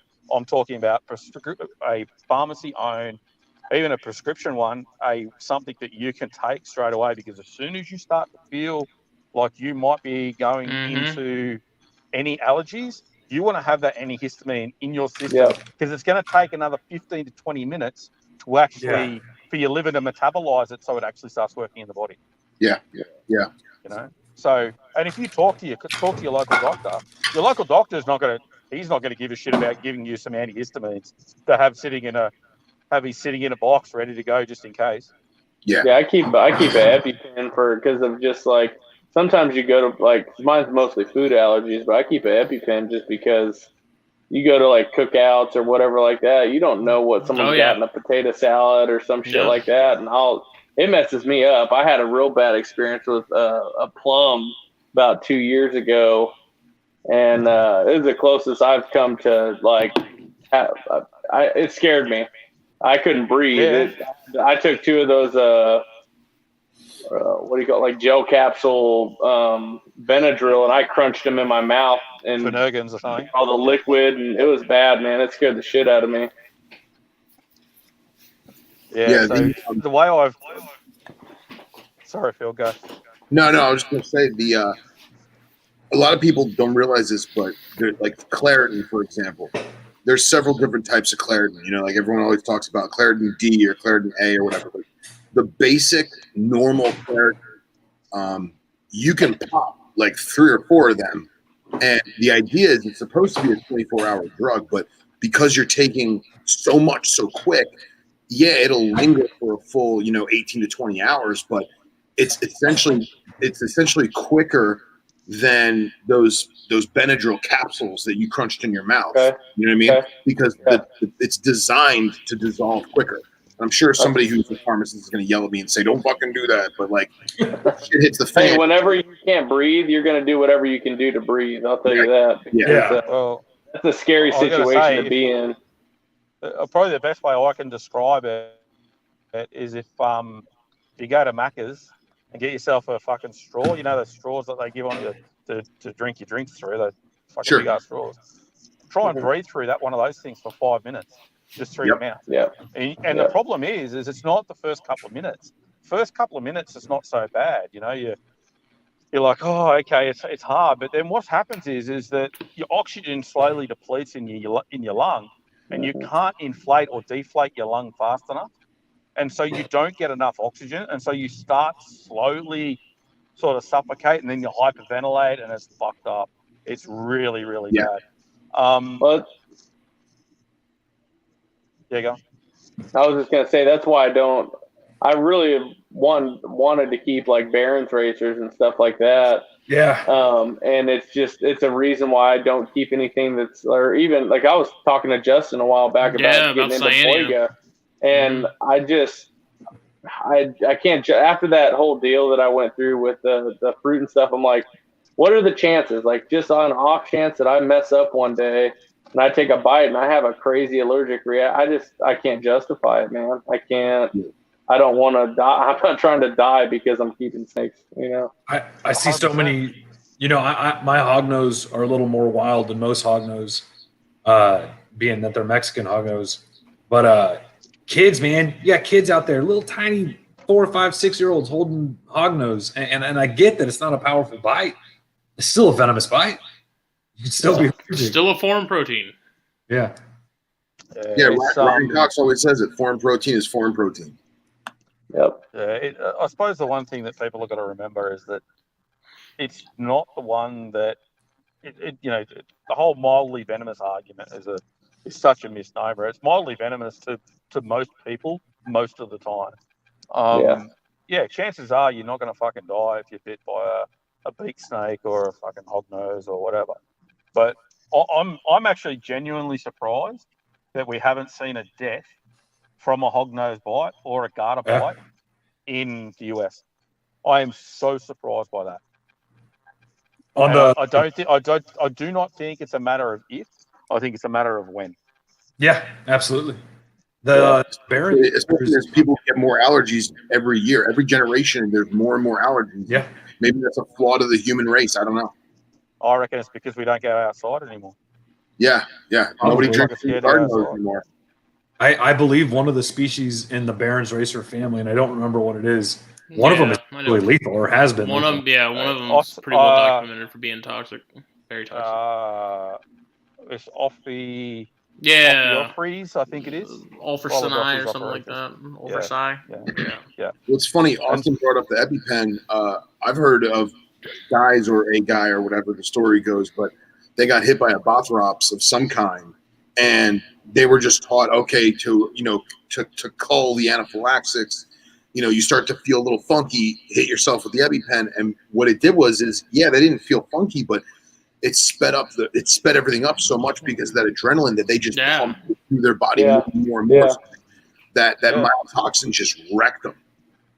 Yeah, well, I carry 2 EpiPens, and I carry them with me. I have them with me all the time because at the end of the day, it's no good at being in the fucking snake room when I'm catching a pound snake at some fuckwit's house. So I make sure I carry them with me. Once you felt that come on, it's no joke, man. It scared the shit out of me. How's the fucking bruise that you get when you fucking put one into your leg? It's like being hit with a fucking sledgehammer. It's insane. The bruise that you get on your leg from it fuck, it kicks like a mule. But you need it. It's simple, and I have two because I have one. The first thing in my bike protocol, first thing I take is antihistamines, and then I put on a pressure immobilization bandage, and then I'm waiting to see what the hell goes on, and then if I start to feel like I'm starting to go into respiratory distress, that's when I'm hitting myself with the EpiPen. And I haven't been down that road yet, and I'm not looking forward to going down that road. There's a fair chance it's going to happen at some point in time. I play with venomous snakes, so these things happen. But I do everything in my power these days not to get a touch up. It's just not fun. Scott, you keep a compression bandage as part of your bike kit? Yeah, I'm driving in the car and I have one sitting next to me right now. Yeah, there you go. So I remember there was a paper floating around a couple years back, and it was a paper on, first aid of Australasian lapids, and one of the biggest things was, compression bandage, slow things down. But the problem is it was getting circulated in, crotalid groups, and dudes were giving themselves, compartmental syndrome and destroying their own arm because they wrapped a compression bandage on something that they weren't supposed to. So, like, I tell people, it's like, listen, have your first aid, but make sure it's still, genus specific or family specific, Well, $2 bike kit from Pittman. 100%. Like, I would be using, if I got bitten by a mamba, I'd put on a pressure immobilization bandage in a heartbeat. Would not worry me in the slightest. There's no way that I wouldn't put one on. I'll tell you that right now. But would I put it on with a cytotoxic cobra bite? Probably not. No. Especially and I certainly wouldn't. I wouldn't be using it on fucking Bothrops bites and shit like that. That's for sure. Yeah. Yeah. But if I was hit by a neurotoxic Mojave or a Jerusas or something like that is a neurotoxic bite, then I'd certainly be considering it. Certainly a bite from a Caliophus or a Bungarus or something like that, I'd be putting on a pressure immobilization bandage. Yeah, 100%. I think it also goes down.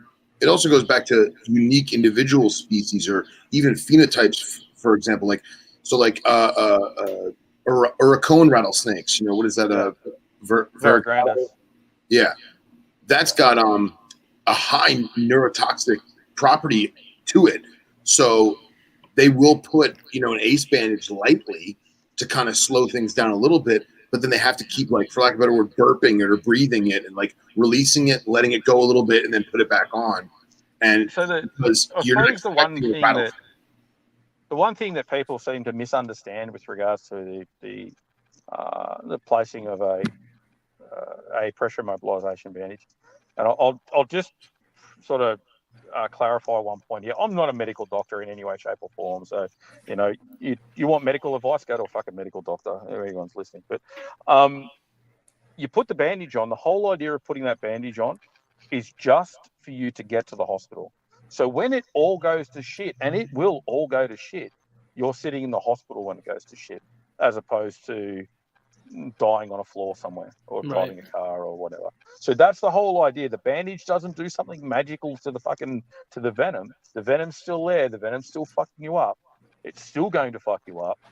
It's just that it gives you an opportunity to get to the hospital in the interim. Yeah. That's buys a little bit of time. It's triage until you can make it to the hospital. Yeah. It's like if you've got an arterial bleed and you put a tourniquet on to stop the blood flow from releasing. It's so you don't die. It's not to treat the injury or anything like that. And that's the other thing that I see people say, oh no, I'll put a bandage on, I'll be okay. No, you put a bandage on, now you go to the hospital and let the doctors figure it out. Yeah. That's how you're going to be okay. The only cure to snake bite at the moment is antivenom. It's as simple as that. Or you can use your body to metabolize that toxin, and they put on you. You might be on a respirator or something like that to until your body can metabolize that toxin out of your system. Repair those nerve endings and those muscle fibers and shit. Wow. It's a pretty fucked up thing to happen. It's not a fun case, and it's certainly not fun. I'm I've had a few phone calls from people going, I've just been bitten. And I'm like, yeah. So what the fuck you ringing me for? Go to the hospital. Go to the fucking doctor's office. Yeah, right. You know? I rocked up. I was actually dropping a book off to a dude, and he goes, "Oh, glad you're here." And I said, "Oh, why's that?" And he goes, "Oh, I've just been bitten by a 7-foot coastal taipan." And I said, "Fucking what?" You're And he kidding. goes, "No, shit you not. I shit you not." He was bitten by a 7-foot coastal taipan, and so his wife comes to the door, opens the door, goes, "Oh yeah, the taipan's in there." And I'm like, "Right." I said, "So you know the paramedics are not going to come in until that snake is secure, yeah?" And they're like, "Oh." I said, "So has he got a bandage on?" "Yes." And he's sitting there with a drink. And I'm like, "Dude, stop fucking drinking." He goes, "What do you mean?" I said, don't take anything by my mouth. Don't take anything to complicate it. Just sit there and wait for the fucking bandage. Where is the snake? "Oh, the snake's in the room." I'm like, "Oh, okay, cool. All right, well, okay, well, I'll go and make the fucking snake safe, right? So the paramedics can actually fucking come in." So I go in, I grab the snake, put the snake away. And like the dude got bitten because he had it in a 205-liter bin. And so to lift the fucking snake into the bin, he had to lift it up above his fucking shoulder height. Oh. He wonders why it fucking came off the hook and smashed him. Dumb fuck. Anyway. Thank God you were So there. oh man, I was so fucking annoyed, I was so pissed off. And I was like, dude, do not say a fucking thing about this, right? You've just been bitten. It doesn't help the hobby. Just shut your fucking mouth. Deal with it. Hopefully you get better soon, you know. And he goes, "What do you mean, hopefully?" And I'm like, "Yeah, it's a fucking taipan, mate. There's no fucking guarantees with taipan bites. No. We'll see how you go." And he's like, oh, you reckon it's that bad?" And I'm like, "Yeah, it's that bad. It's a It's a taipan. It's that bad. It is that bad." So anyway, that's all well and good. Anyway, 2 days later, I get tagged in a fucking post on Facebook, right? And the dude, it's a photo that his partner at the time had taken of him all fucked up on a respirator. And he's like, "Oh, yeah, thanks very much. My mate fucking came and helped me out and put the snake away for me," and all, like it was pre-planned or some shit. I was so fucking annoyed. Jeez. And I'm like, dude, I just said to him, I said, "Can you do me a favor? Delete my name out of your fucking phone." I do not want anything to do with this. I don't want to have anything to do with this. It's just, you know, and that's what it is. It's like, and these are the people that are keeping venomous snakes privately in places, you know, and like, yeah, it's just like fuck. You know, did they give him monovalent? Yeah, he got three vials of taipan mono. So, yeah. Guys, I hate to cut the store, but I got to dip out. I love you. Take it easy, man. It is about Y'all that have time. a great Thanksgiving. Enjoy your families as best you can. Absolutely, gentlemen. Hey, Scott, it was nice hearing from you. Yeah, guys. Well, hopefully it was a bit of fun anyway, and I told you a couple of stories, and you enjoyed it. Hopefully, I get over there sometime soon and can harass them. Love having you guys on. Yeah, Scott, we'll get you on THP soon. Yeah, well, you sort it out, mate, and I'll hook it up at some point in time for sure. And Scott, don't forget to eat turkey on Thursday. Turkey on Thursday. Yeah, my Thursday or your Thursday? No, it doesn't matter. Your Thursday, this coming Thursday, you can make sure that you at least get like a turkey sandwich or something. Yeah, man, I'll eat turkey. I don't mind. I'll fucking gobble that shit up. All right, cool. Yeah. I'm a dad. I get dad jokes. That's fine. So, love it. Happy days, guys. All right, I'll leave you with it. Be safe. You too. Easy. Have fun. All right, so. Bye. Oh man, that was interesting. That was it. Man, I love it when Scott pops on, dude. That was cool. I've never conversed with him before. That was intense, dude. He's the man. Dude, I'd have been so mad if someone tagged me in a post like that. Yeah. Well, it's funny. All that Terry Phillips stuff. Scott called me yesterday. Today's Monday? Yeah, he called me yesterday afternoon, and I'm like, why? What does he call? Like, he doesn't normally just call me. Yeah. So I pick up the phone. He's like, "Did you listen to that fucking podcast?" And I'm like, "Oh God, here we go." So I wasn't gonna say anything because I didn't want to I didn't want to speak for him. You know what I mean? Yeah. But when I saw him pop in, I was like, "Oh, it's going on. He's gonna talk about it." fucking love it. And that dude, that just goes back to your fucking hobbies. Like, I know I metaphorically suck his dick way too much, but when you grow up reading about these guys or these gals and these, you know, classic vintage herpers, man, and then you get to literally talk to them internationally on the phone, like, and have live at a moment's notice. At a moment's he's like, "Hey, send me the link," and boom, he's there. And CenturyLink actually cooperates. Yeah, it's a miracle. Well, it's because it worked today. Did you get a booster? That CenturyLink post that you did where you complained. No, I didn't get a booster or anything like that. It's actually been behaving lately. So right on. So gentlemen, I enjoyed it. Thanks for having me on, and I'm gonna try to get on more often. You know, I try to make it work when I can, but I appreciate it, and y'all have a good night. And definitely send me those